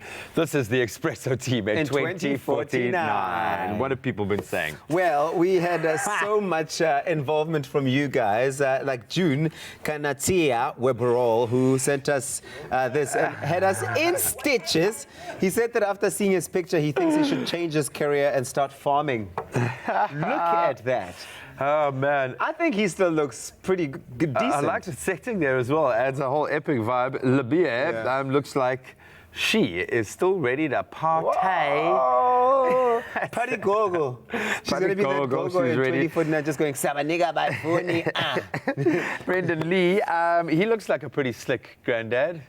Hey? Sure. He's already. Yeah, he's definitely the granddad that hangs out with all the 17 and 18-year-olds in the neighborhood. But how's this one? It's Christopher van der Jewe, who definitely looks like he will be a friendly uncle. Look at that. Oh, that's cool. Uncle that loves everyone, that hugs everyone, sends love to everyone, always smiling and in a good mood. And Dike Lady tried the app as well on her wedding photo. This is if she had to remarry. Look at her and her husband there. Wow, Dike Lady. Oh, if you got a happy face, you got a happy face. Yeah, but shame. The husband in 2049 looks like he wants nothing to do with this wedding. You're the only one happy about it. It took him 50 years, but now he has cold feet, man. Gary Oakham looks like, I think he is still smashing the gym. Still crushing it. You got a bit of like a Sylvester Stallone vibe there, buddy. Hey, pop in the chest. Oh, wow. Come on, Face Up. You could have given him a few more wrinkles and things going on there, man. Mkulu Bay.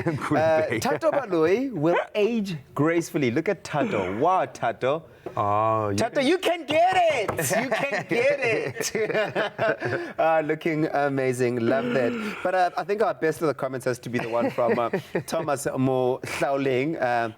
Granville Skippers dude and Elaine Abrahams, who are convinced that Tabiso is actually a ex-Springbok coach, Peter de Villiers, because I look like him apparently. This actually makes I was going to say sense. Okay, so this is Tabiso's picture. Now go back to Peter de Villiers' picture. There's Peter de Villiers next to Tabiso. Oh man, this is funny. I can totally hear myself saying, Peter de Villiers! You need to work on your snore. Yeah, Peter de Villiers! Just to work on your snore game a little bit and you're there. With our range of big disposable shavers, I'm sure I'll be able to get that look coming through. But that is impressive. Well done on spotting that. You guys, so much fun. Continue to share some pictures on Facebook if you find any. Some pictures. Send them to us on our Facebook page. We've done a lot of work to get the team ready. Send them to Expresso Morning Show, SABC3, and we'll definitely put them on. Thank you so much. Thank you. I do not know these people. I do not know these people. Oh, hilarious. The Curious Case. Well, it's time for us to catch up with something that's sexy and, of course, sultry. We all know that the Mother City Dance Festival is happening from the 19th to the 22nd of September in Newlands, Cape Town. And joining us this morning, we have our ladies, Megan, Ashraf, and Tracy, for a little bit of bachata and cha-cha-cha. Enjoy.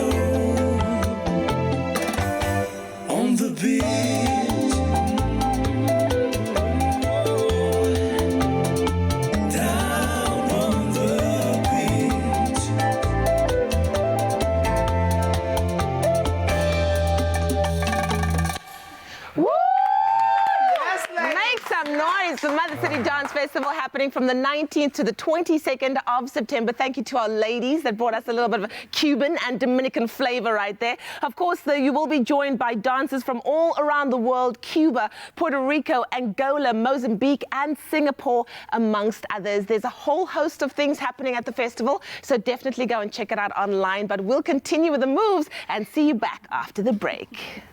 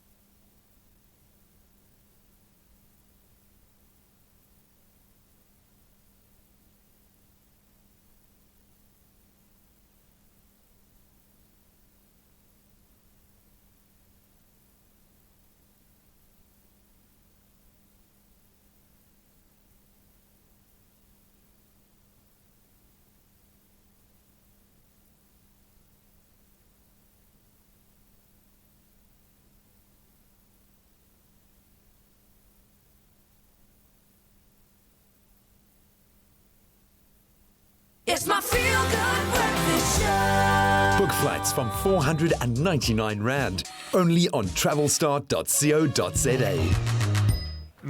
Welcome back to your Feel Good Breakfast Show. It's Expresso right here on SABC3. It's Travel Tuesday, y'all. And now we know that South Africa does not do blizzards or snowbanks. So chances that you will never find your plane grounded for ice on the wings when taking a domestic flight is pretty high. In fact, the deepest snow that you will find is deep in the mountains or on their peaks, which is why winter is our country's best kept secret season. Travel Star's Janice Timmers joins us this morning to chat about where to travel locally this season and why winter in South Africa is such a great idea with their current winter warmer specials. Janice, so good to have you here. Thanks for having me, Do you know, Janice. whenever you hear and I hear the word specials, my skin gets a tingle. It gets a tingle because I know something is about to happen. That's gonna You're change my excited, life. and I love talking about travel and getting people excited for travel. Yeah, I'll tell you, you definitely are one of my favorite travel fairies, and we love having you here. We love it, we love it. He doesn't say that to everybody, trust No, me. I really don't. But you have to tell us, why is winter travel in South Africa considered one of the best times to travel in South Africa? Okay, so it is low season, so it's less crowded. Yes. You actually get to enjoy going to a restaurant and getting really good service. Yeah. And Cape Town, you know, I mean, look at the weather. It's like UK weather, right? It's so raining. So it's our green season. Yeah. And if you go to KZN area, you get to experience less humidity. So you actually get to enjoy Durban, you know. And if you're in the north, wanting to experience the magical Big Five, that's when the safaris are actually happening, because those animals are coming out to get water. In winter. Wow. In winter. So this is the best time of year to actually get a safari, go on a safari and have that epic magical experience. Yeah. That's powerful. I love that. Now, we did mention the winter warmer specials. I know that we probably usually leave it till the end, but I want to get in there right now. What does Travel Start have on offer?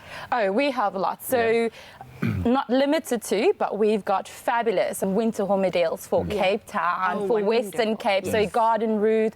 We've got it for Durban, and of course, Sun City. You know, so just speak to us, and if it's anything that I haven't mentioned, we have something lined up for you. And let's talk about date night. We can arrange that date night for you. Wow, so it's a whole full spectrum of just travel and experiences of that nature. Sitting in front of the fireplace, having hot chocolate with your partner, cuddling up all cozy and toasty. Taking a bit of a drive. Exactly. It's endless. But you mentioned quite a few places that we can check out in South Africa. What are your top picks? If you had to at least name one or two that we absolutely must be checking out, what are they if we wanted to escape the crowds?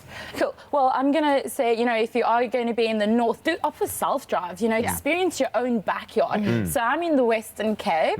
I'm going to do a self-drive, get that quick getaway, midweek break. That's when you get the best specials. You know, I just want to have a break from work a little bit, and I'll head on to the Garden Route to go to, you know, there's Obai, there's lots of other areas that you can experience. Knysna, why not? Knysna and just do a lekker road trip. Listen, there's something for everyone, and the beauty of our country is that it's so diverse in terms of landscapes. You can literally go to winelands and beaches and mountains and bush.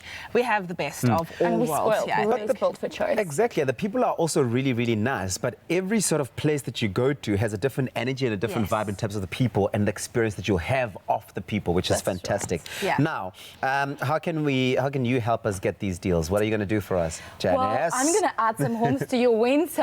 You know, that word that Leanne likes so much. That's special. Give us some special. Contact us. You know, email us. Visit our website. We've got quite a few specials on there, and we can also tailor it for you. So if it's something that you want and you're not seeing it on our page, just please contact us. We want to make a travel dream come true. Now listen, she is wanting those calls. Well, I've already got my girl that helped me on the last one, so she already knows who she is, and I'm going to be calling her very, very soon. But thank you so much, Janice, for this, because you know what? I know that we talk about travel, and for some people, it's not something that they get to do often, but if you can just make an opportunity to do that once or twice in the year, it will do so much for you in terms of perspective and just, of course, enjoying life. And it's always not as expensive as people might think. This so is look a true here story. at home, behind your own backyard. There we go. Now we know how tempting it can be to curl yourself up in winter and see how long you can stay on the couch without having to stick out any limbs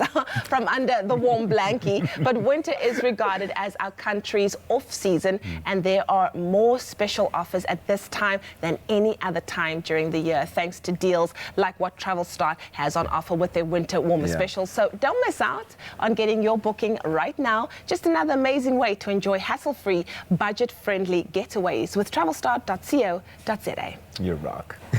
Book flights from 499 Rand, only on travelstar.co.za. So, of course, there is one city that often just forgets to have an actual winter. We are obviously talking about Durban. So when it comes to choosing that winter sun and escaping the cold, maybe working on a winter tan, best to pack those bags and head to Durbs for a little sunshine. That's why Tubbsy decided to head to Protea Hotel by Marriott, Carradine Beach, for exactly that. I have so many amazing memories of coming down to Durban, both as a kid and as someone starting to work for the first time. My first experience of the beach was Durban, and that was just so magical for me. And I remember when I started working for the first time, I used to look forward to coming here during the June, July months, because every single person would come here for the warmth, and there's such a hive of excitement that takes place here in Durban. But you can tell it's actually exactly like that throughout the year. Winter in Durban? What winter? You know, when it comes to escaping those sad, miserable winters in South Africa, there's only one place I can think of. And I'm at the Protea Hotel by Marriott Carradine Beach in the south coast of Durban. And I am ready to get my summer in July getaway. The Protea Hotel by Marriott Carradine Beach is perfectly located, not too far out from the city, but also a bit out of the city, which provides that beautiful getaway experience. It's got its own private beach, it's got a lagoon. It is absolutely perfect for families, for couples, or even just someone wanting to travel on their own for that little break away from all the hustle and bustle. There's simply no better way to get the day started off than with a beautiful sunrise yoga session right here on my very own private beach. There's something really magical about being by the ocean. That breeze that you get from it and the sound of the ocean helps you relax and makes you step into your thoughts in the most beautiful way. And that's the type of energy and the type of vibe I like. I can't think of a better place than Durban to escape to during the winter seasons because it is so pleasantly warm. You can still come here and get a swim by the ocean, chill out by the pool and get that lovely tan going. There really aren't any other places in the country that provide that. No mini breakaway is complete without some seaside dining, and with a setting like this and being well known for their amazing food, one has to indulge. Nokulunga, thank you. Thank you.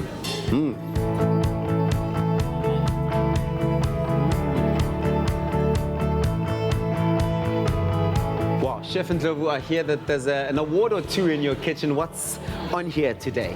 That's right. We have got quite a number of awards that we have won from the kitchen. Today, I've got filet steak with 10 veggies and natural dew. Thank you very much. Enjoy. That was a meal fit for a king. The weather's amazing outside. I'm not going to waste it sitting here at the restaurant. I need to get myself a bit of a tan, if you like. There is simply so much to do here at the hotel when you're looking for outdoor activities, and lots of family favorite ones as well. Pat-pat, volleyball, you name it. But of course, the swimming and the water become such a big element of it. To top it off, the spa is really one for the books. After a long, stressful week like what I've had, this getaway has proven to be just the thing I needed. A good combination of sea, sun, warmth, and of course, what would all of this be without indulging in a bit of a spa treatment? Noxie, you rock. It's so important to be able to get away and have some me time. We're constantly so busy and trying to chase the next big thing and trying to worry about deadlines. But when you take time away, you're able to come back a stronger person, able to just give so much more of yourself to any of your commitments and your work and your school and all these other things that consume us throughout the time. Sun-kissed and loving it. From a beautiful yoga session by the beach, long walks on my very own private beach, and a meal to die for. There's only one way to spend the rest of my time on this piece of paradise, and that's right here by the poolside, relaxing, drink in hand. What are you doing this winter?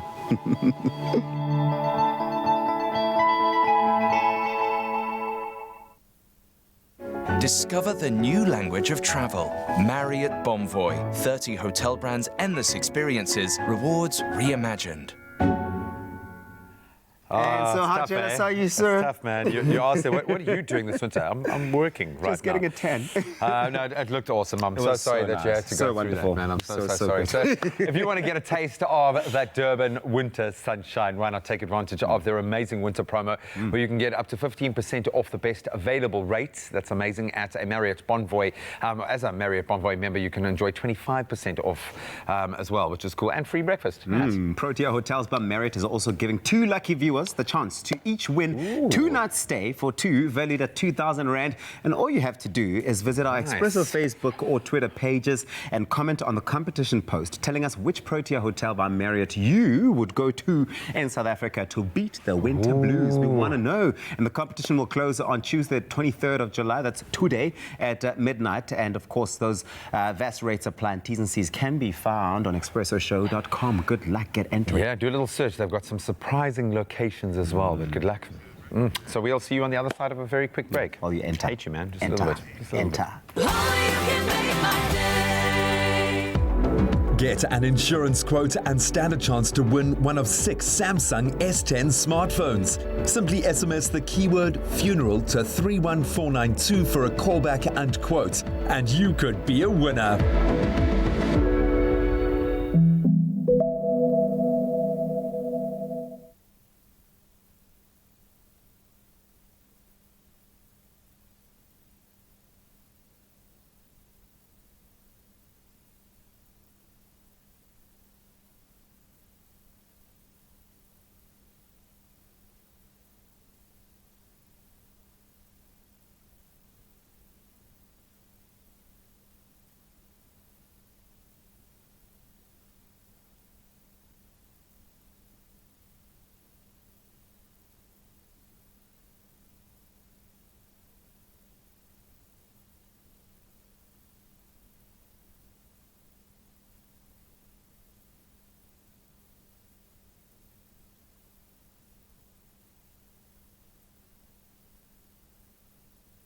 It's my feel-good breakfast show.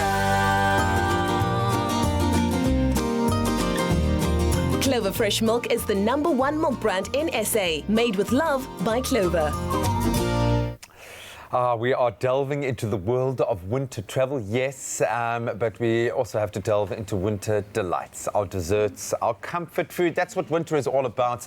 Today we are making something sinfully delicious and super easy, which ticks many boxes in my mind. Clover Mama Bake lava cakes. That's so exciting. The best part, you only need about 6 ingredients, which is pretty cool.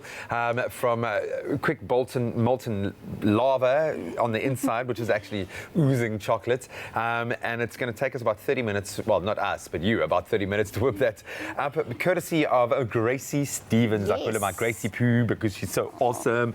Look at what you have made. These have got to be, I always get a sense, because you obviously love your kids so much and love inspiring them to bake and cook and create things that get the big kids like me really excited about cooking and about baking. And this last few weeks has been about getting rid of the fear associated to baking, because we think it's this technical, scientific thing, but you can have a lot of fun with it. We've got our little ramekins. I love a little ramekin, but lava cakes, that's so cool. It is lovely because there's a little extra surprise as you put your spoon into it and the chocolate oozes out. And I mean, that just warms your heart on such cold weather as that we've been having. We've had a couple of test runs this morning and I've already tasted them. I have to admit, they are delicious. So, okay, let's get started. We only are using a very minimal amount of ingredients. This is 5 ingredients. Yeah? So we've got eggs and we've got flour, chocolate, our mama bake, and some sugar. Boom. And a lot of chocolate, because remember, a lot of we chocolate, need a lot of lava. because it's a chocolate lava. It needs to ooze, and of course our Mama Bake contains 80% fat, which makes it ideal for the baking process. Source of vitamin A and D, ideal for all your yummy bakes. I love when I throw in the vitamins there, just to like balance out. Balance it out, But it is obviously made fresh. You've got to consume it within 30 days, which makes a lot of sense. And I think we must get started. Just and don't forget, wrap it tightly in the fridge. Look, and it will take on scents of other things, so don't be parking it next to the onion, okay? No. Wow. So I'm going to add, so I've got my melted Mama Bake and I've got some sugar here. And then I'm just putting in, so you take it off the heat and then you put your chocolate in because you don't want to cook that chocolate. Okay, so it's, I mean, like essentially what, you know, the same principle behind a Bain Marie or something like that. Just melt the chocolate really that's what you want to do. Okay, so you get whisking on our eggs there. Lots of eggs, so it's a nice and rich dessert. That's stunning. And that's the vibe here. I suppose you're wanting it to be very dense and stodgy doesn't sound great, but, but you need that. You want a good baked dessert, And it's like a dessert. You can call it a cake if you want, but this is quite zhuzh. Okay. Okay, then we're going to pour our chocolate and our... Is there a cloth here? It's very hot. Here we go. Okay, there we go. Got a cloth. And let's... if we need this one. Oh, cheers. Cool. So we're going to pour our chocolate and our Mama Bake. We don't want to make scrambled eggs, so we're just going to slowly pour this in. And that's it, Graham. This is it. That's how you make the lava cake. You pop it into your ramekins.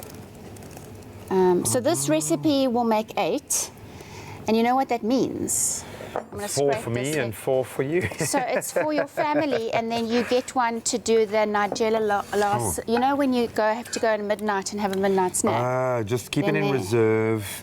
Yes. Absolutely awesome. The keyword here is clover to 33728 if you'd like to create this on your own.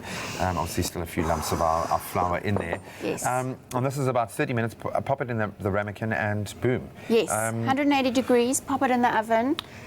Because the Serve idea is hot. that the exterior kind of forms the cake-like Yes. texture, and then the interior is still delicious, oozing chocolate. And it should be served sort of warm, so You that want you've the got oozage. you want that oozing definitely. But of course, the following day with ice cream, Well, it's exactly. so delicious. And you can always kind of just reheat it just a touch, just to get that Oh, lava yeah. to flow. But the keyword again is clover to 33728. But let's take you through this incredibly simple process of taking this to that. A gloriously indulgent chocolate lava cake makes for the perfect sweet treat thanks to Clover Mama Bake. Start off by melting 250 grams of Clover Mama Bake, together with 125 grams of sugar. Stir to combine. Pour this mixture over 250 grams of chopped dark chocolate and fold together. Into a separate bowl, whisk 5 egg yolks and 5 whole eggs. Next, fold 50 grams of flour and the eggs into the melted chocolate mixture. Fill greased ramekins until 2/3 full with the chocolate mix and bake at 180 degrees Celsius for 10 minutes.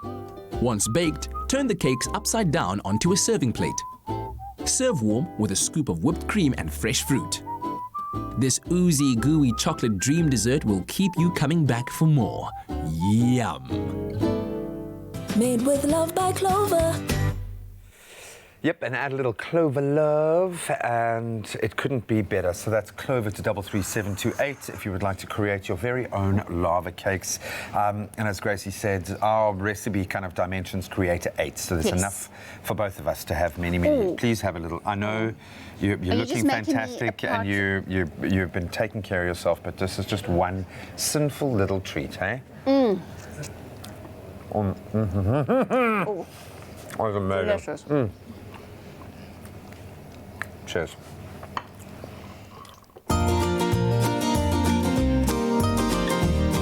Clover Fresh Milk is the #1 milk brand in SA. Made with love by Clover.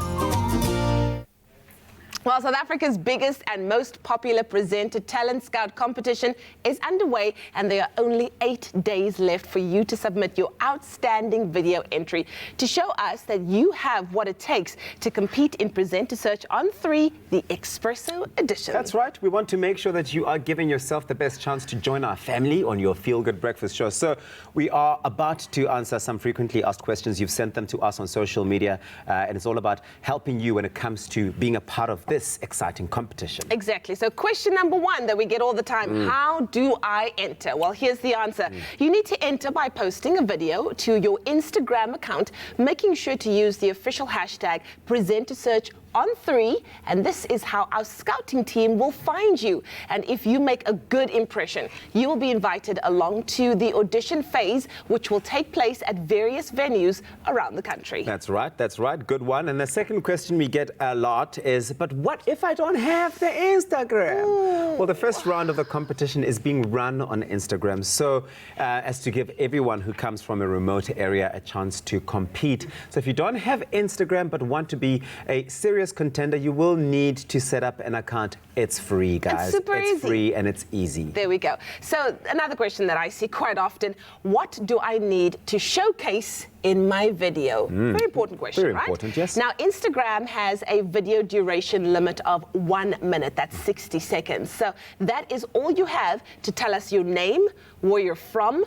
to show us your unique personality and talents, and what that something different is that will bring you to the show. And if you have any unique interests and skills like snorkeling, gastronomy, yoga, baton wheeling, you name it, show us how you can use that to elevate Mzansi's favorite morning show. That's right. Okay, so next question. I have submitted my audition video. What do I do now? Okay, well, if you have submitted your video, that's wonderful. First step done. But if you haven't received any communication from us by the 2nd of August 2019, then you must kindly consider your entry unsuccessful. But better luck next time. And there will always be a next time. There will always be a next time. There we go. So it's that simple, fam. Entries close on the 31st of July, so don't waste any time. For more details and the full T's and C's, you can visit presentasearchon3.com. Good luck.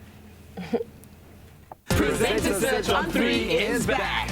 And this year we're hunting for 2 new faces on the Expresso Morning Show. Do you have what it takes to join South Africa's award-winning breakfast team?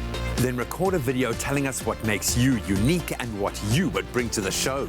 It's the start of a brand new day on your feel-good breakfast show Expresso on SABC3. Post your clip on Instagram using the hashtag PresenterSearchOn3 and we'll find you. And don't forget to introduce yourself and tell us which city you live in.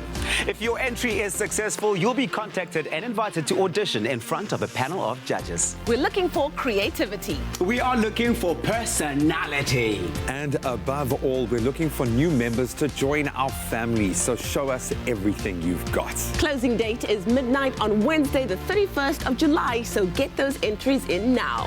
This is your time to shine with Presenter Search on 3, the Expresso edition, only on SABC3. The stage is yours. And just imagine then you two could be standing at this Mac Cafe ordering an Americano. I'm going to order right now from my queen, my princess. Princess, it's so good having you back, dear. Can you see how much love you're getting? Yes, Hey? yes. You are a superstar. I'm going to actually just share the love. This one coming from Maria Manisi saying, "Yay, Princess is back. Good morning, my TV family. You are loved. Look at that smile. Good morning, Expresso team. Welcome back, Princess. Good to see your smiling face, Renette. I couldn't have said it better. Morning, Expresso team. Welcome back to Princess. Who is having a hazelnut latte? I wonder. Stan Lee, stop fishing, my friend. But I hope you feel loved and missed, because we really did miss you. You're going to miss us for just a few seconds, though. We're going to take a quick break. When we return, more Mandela Day awesomeness. We'll see you now. Enjoy a moment in between with McCafe. See you after the break.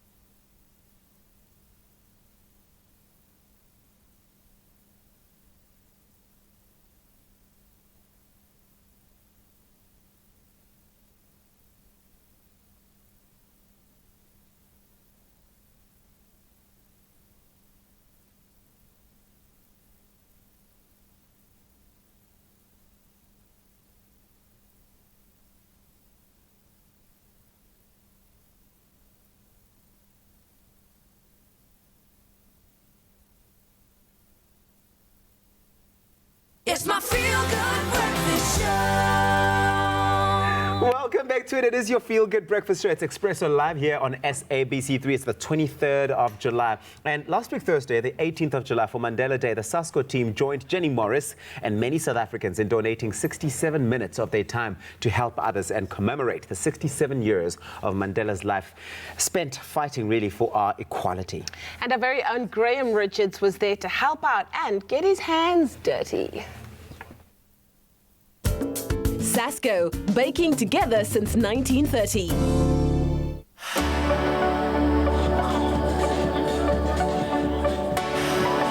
So what do you get when you take many, many handfuls of vegetables and a lot of Sasco flour with a touch of magic? Well, come with me as we join Jenny Morris, Sasco Flour, a host of unbelievable volunteers, all chopping vegetables to create soup and needing a lot of dough to bake into bread to feed shelters across Cape Town this Mandela Day.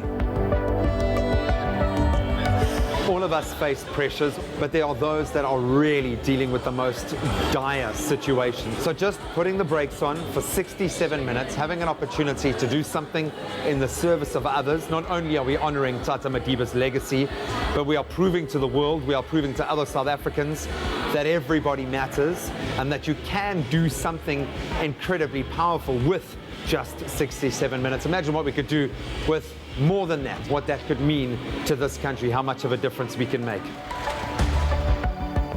What's cooking? Good looking, you gorgeous thing. Jenny Morris, I think a big reason why SASCO have come out, why all of these volunteers have come out despite the weather. So how did this Mandela Day initiative come about? What was the rationale here? This is my 4th year of doing it. It just gets bigger and better every year. The rationale is, you know what, we should be doing good things every day of the year, but there's one day of the year we put our differences aside. We don't compete with each other, we just do. The concept of having soup, amazing, the soup kitchen, but being able to break bread, there's something truly special about that.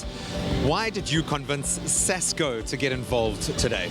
Actually, SASCO came out of their own. They convinced me that they should be involved. They've got a very big heart, and we really do break bread. We make it, we bake it, and we break it, and we fill a hungry tummy with it. Who will these meals be going to?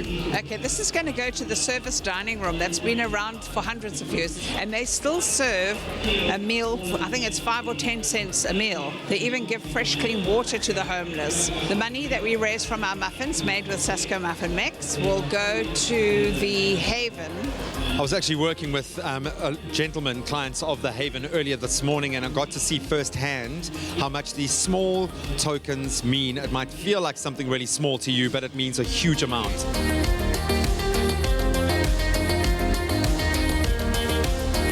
So at SASCO, we are absolutely passionate about baking, and what we love about today is that it brings together that care for the community, but also the passion for baking. So all of that together just makes for the perfect recipe for a day like Mandela Day. At our head offices all over the country today, our staff members are making sandwiches to feed those in the communities in their surrounding areas. And I've also heard that Jenny's in the back making sandwiches for all of the volunteers that are here today. So what a great day of volunteering, acts of service, and just pure celebration of doing things for our community. So you guys are at a vital part of this production line here. What is your job this morning? I'm a chopper today. As you can see, I'm peeling the veggies for the soup. We're trying to make a difference to the needy. Oh my goodness, in spite of the weather, it's not gonna stop me because I'm just, in a mood to give back to the needy. So I'm preparing our veggies here for the soup because we're going to feed the needy, and that's all the reason why I'm doing it. It's amazing just to help out, to give a little back to the community. So that's been amazing to do that. That's fantastic. I mean, it's raining outside, and it just shows how much people actually care and want to give back today. So yeah, it's a good vibe. Being a part of the SASCO Mandela Day celebrations along with Jenny Morris really has been a lot of fun. It's been really cool to be a part of that. I've also learned some wonderful bread making techniques. So thank you, Doreen, knowing that the bread that we're baking, knowing that the soup that we're making is going to go to shelters that we often cover on Expresso. That just makes it all the more special. But it's been an awesome experience. Honourable Minister displaying very honourable behaviour today. It's easy to be inspired by the ideals of Tata Madiba. It's another thing coming down to the ground level and getting stuck in. Why was it so important for you personally to come add some gravitas to the event? I think in this age, a lot of people think that it's not possible to make a difference. And I think on a day like this, it's a great reminder that if you roll up your sleeves, get your hands dirty, you can actually make a difference in people's lives and advance the values which Nelson Mandela stood for. I think if everybody opened their hearts as we are opening it today, we would have no trouble, we would have no strife. We would just be nice people. And you are nice people, Jenny Morris. Can I get a big, big hug?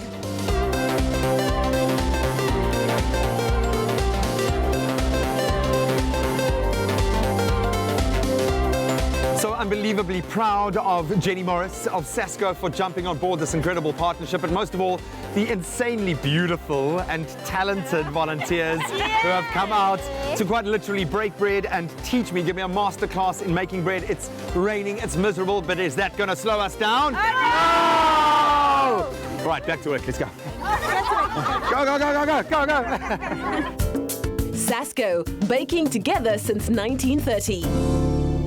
Oh, Graham getting a masterclass in making bread. That slow-mo of me kneading the dough, though, was a little intense, I must say. But they say, like dance, bread starts in the hips, yeah? Absolutely. Well, talking about masterclasses, the Cape Town Dance Festival will host a whole array of different masterclasses, boot camps, parties, socials, and that's happening from the 19th to the 22nd of September. And because the boys got so involved with your first two performances and really they couldn't stop moving their feet, we've invited two of the dancers from Evolution Dance Company. We've got Megan and we've got Ash here, and they are going to do Ashraf to do a little bit of maybe 2 counts of 8 with our boys, and then we'll add some music, and of course this will lead us into your final performance of the morning, some LA salsa. Yes. So ladies, take it away. Boys, Okay, so take what's- notes. We what's want to the vibe? see you So do we're the going to most. step forward on the one. We're going Okay. 1, 2, 3, 5, 6, 7 again. Okay. 1, 2, 3, 5, 6, 7. Now,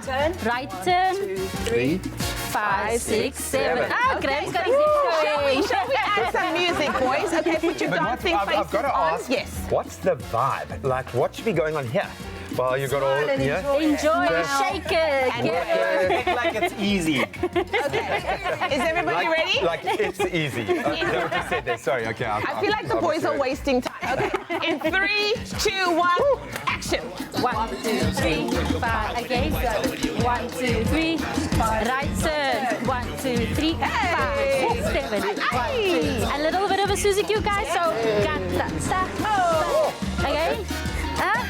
And then we're gonna take it that way and move 1, 2, 3, 4, 5, 6, 7. 1, 2. And back to you. 1. Here we go. I managed to find the space in between the beats. Again. 6, 7. So we're gonna right turn. Hey. Suzuki. And we go. Susie. Ta, ta, ta, ta. And we come back.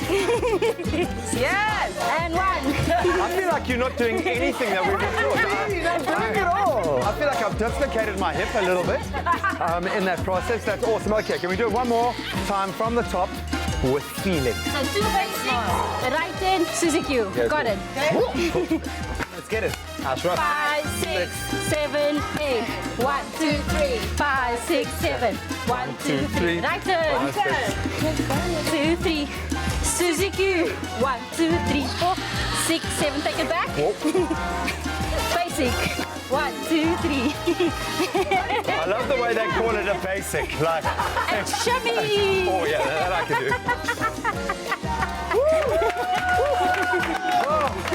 Proud of our boys. Well done. Thank you so much, Megan. Thank you so much, Ashraf. Of course, you can catch the Cape Town Dance Festival from the 19th to the 22nd of September in Newlands. And of course, there's so much that's going to be happening on that day, from beginners all the way through to advanced dancers. While our dancers are going to prepare for their final performance. Have we not ruined you though completely now? I hope not. We won't. We'll be back after this. Always this one.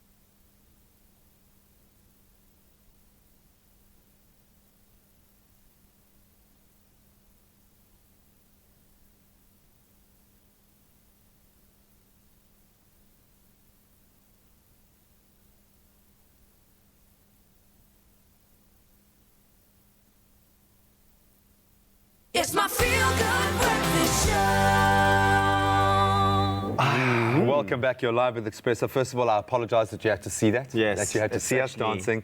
shameful. What I always love is what I see going on in my head, what I think is happening, and what we will actually see, no doubt, when our social media team posts this online will be two very different things. But I just have to I say, I had have a lot of fun. massive respect for the people who actually do this on a regular basis and dance like this every day. It's such a, It's liberating, literally, eh? I broke a sweat, and I feel like I've done like a whole month's workout just doing that. I'm sweating from it. But you were really bad.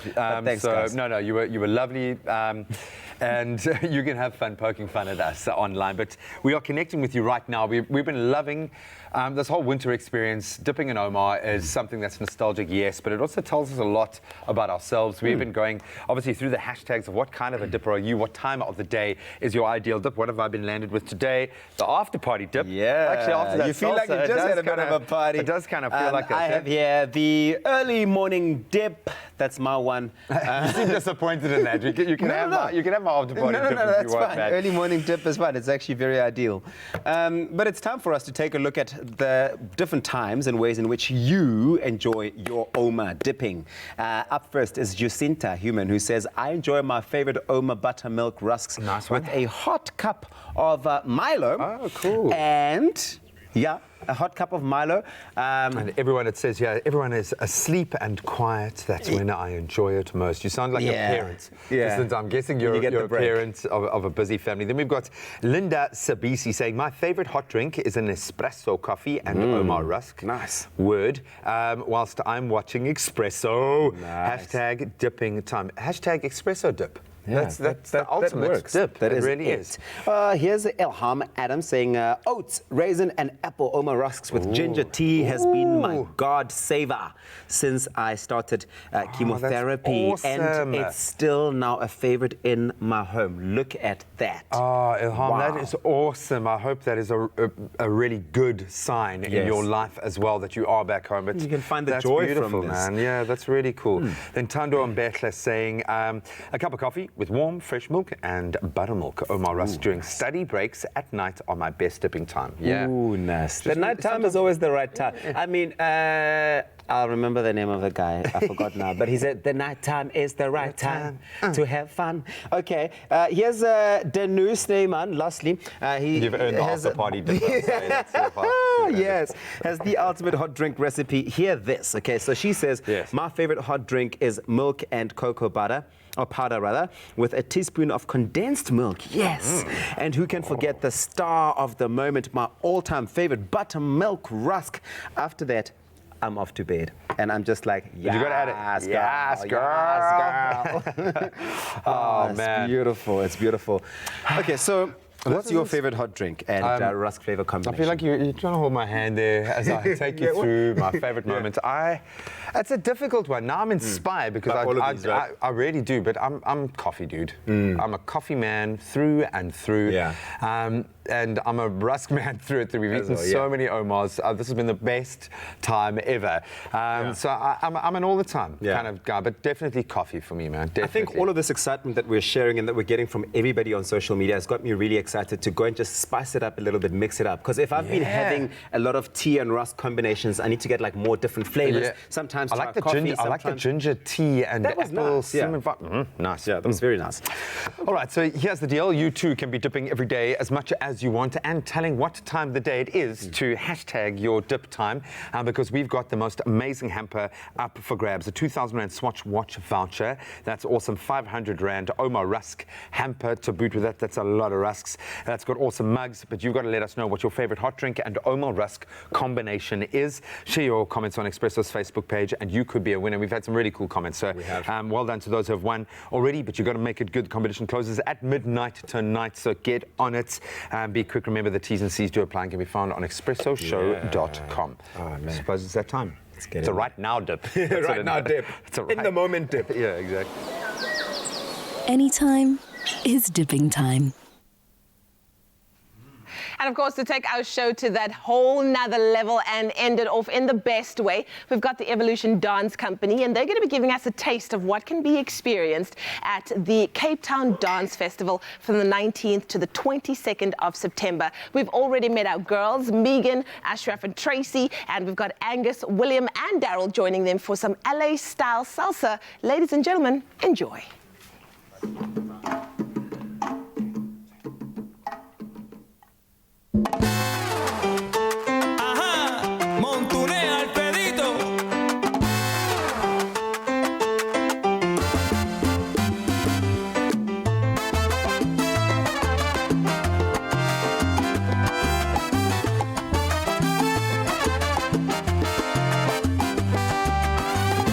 Ain't no sunshine when she's gone. It's not warm when she's away. Ain't no sunshine when she's gone. And this house just ain't no home anytime she goes away. Wonder this time where she's gone. Wonder if she's gone to stay. Sunshine when she's gone, and this house just ain't no home anytime she goes away. And I know,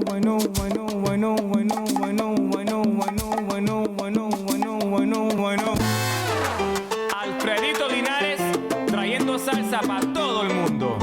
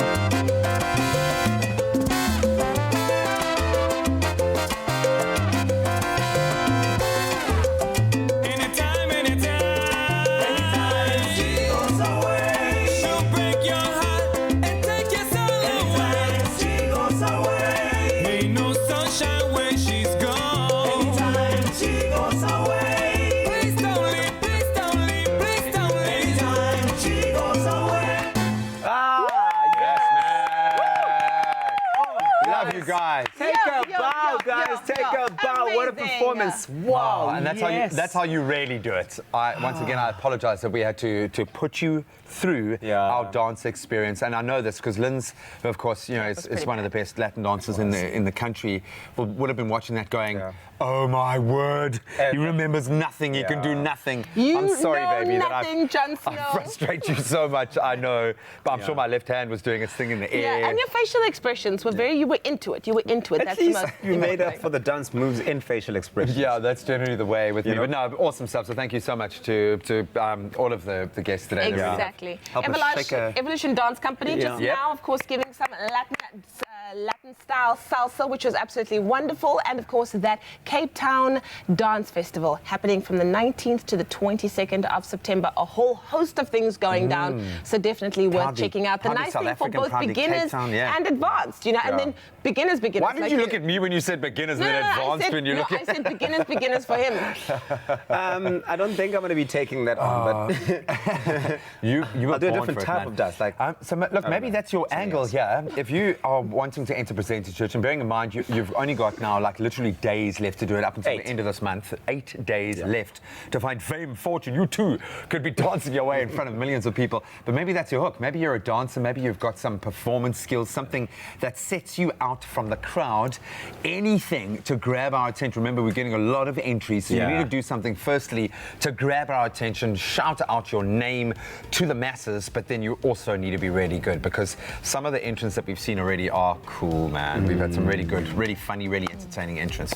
Yeah, well, tomorrow we do this again, and tomorrow we've got one of my favorites, Musli. She's gonna be in the house. She is Her awesome. brand new music video, Sfunugwazi, is hot. It is out. You want to see it. It's gonna be performing it here on your Feel Good Breakfast Show. And then, of course, we head into the kitchen where we make a delicious tart, and it's got fruit and it's got custard and all the good things. Thank you so much for bringing that recipe that you made today. But was brilliant. The tomorrow, lava cake if I'm in the was really kitchen, good, I'll hook you up, because that's what real friends do. 5 ingredient They hook each lava other cake. Sorry, you're not going to share that with anyone.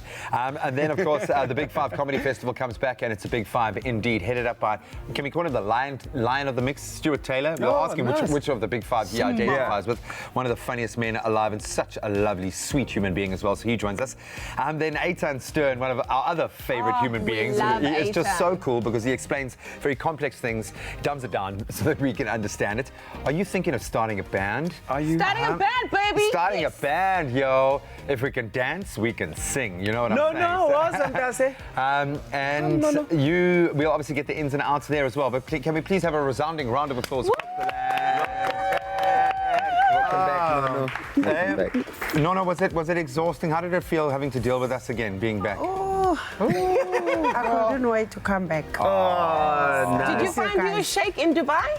Yes. Oh, nice. And is he good looking? Yes. Not a good looking. Is he better looking than Tobiso? No. No. Yeah. You did have to take a moment, but hopefully you felt the love today. You can see how much people love you, girls. So thank you so much for joining us. It really has been an awesome, fun, and slightly ridiculous show. Thank you again to all of our guests discussing depression as well. Please, those details for the Depression Anxiety Group are on our website. We love you so much. Best part, we'll see you again tomorrow. Thanks, Adios. Peter. Cheers. Love you guys. Love you, princess. Thanks, Mama. Expresso Morning Show, made with love by Clover. Another feel-good production.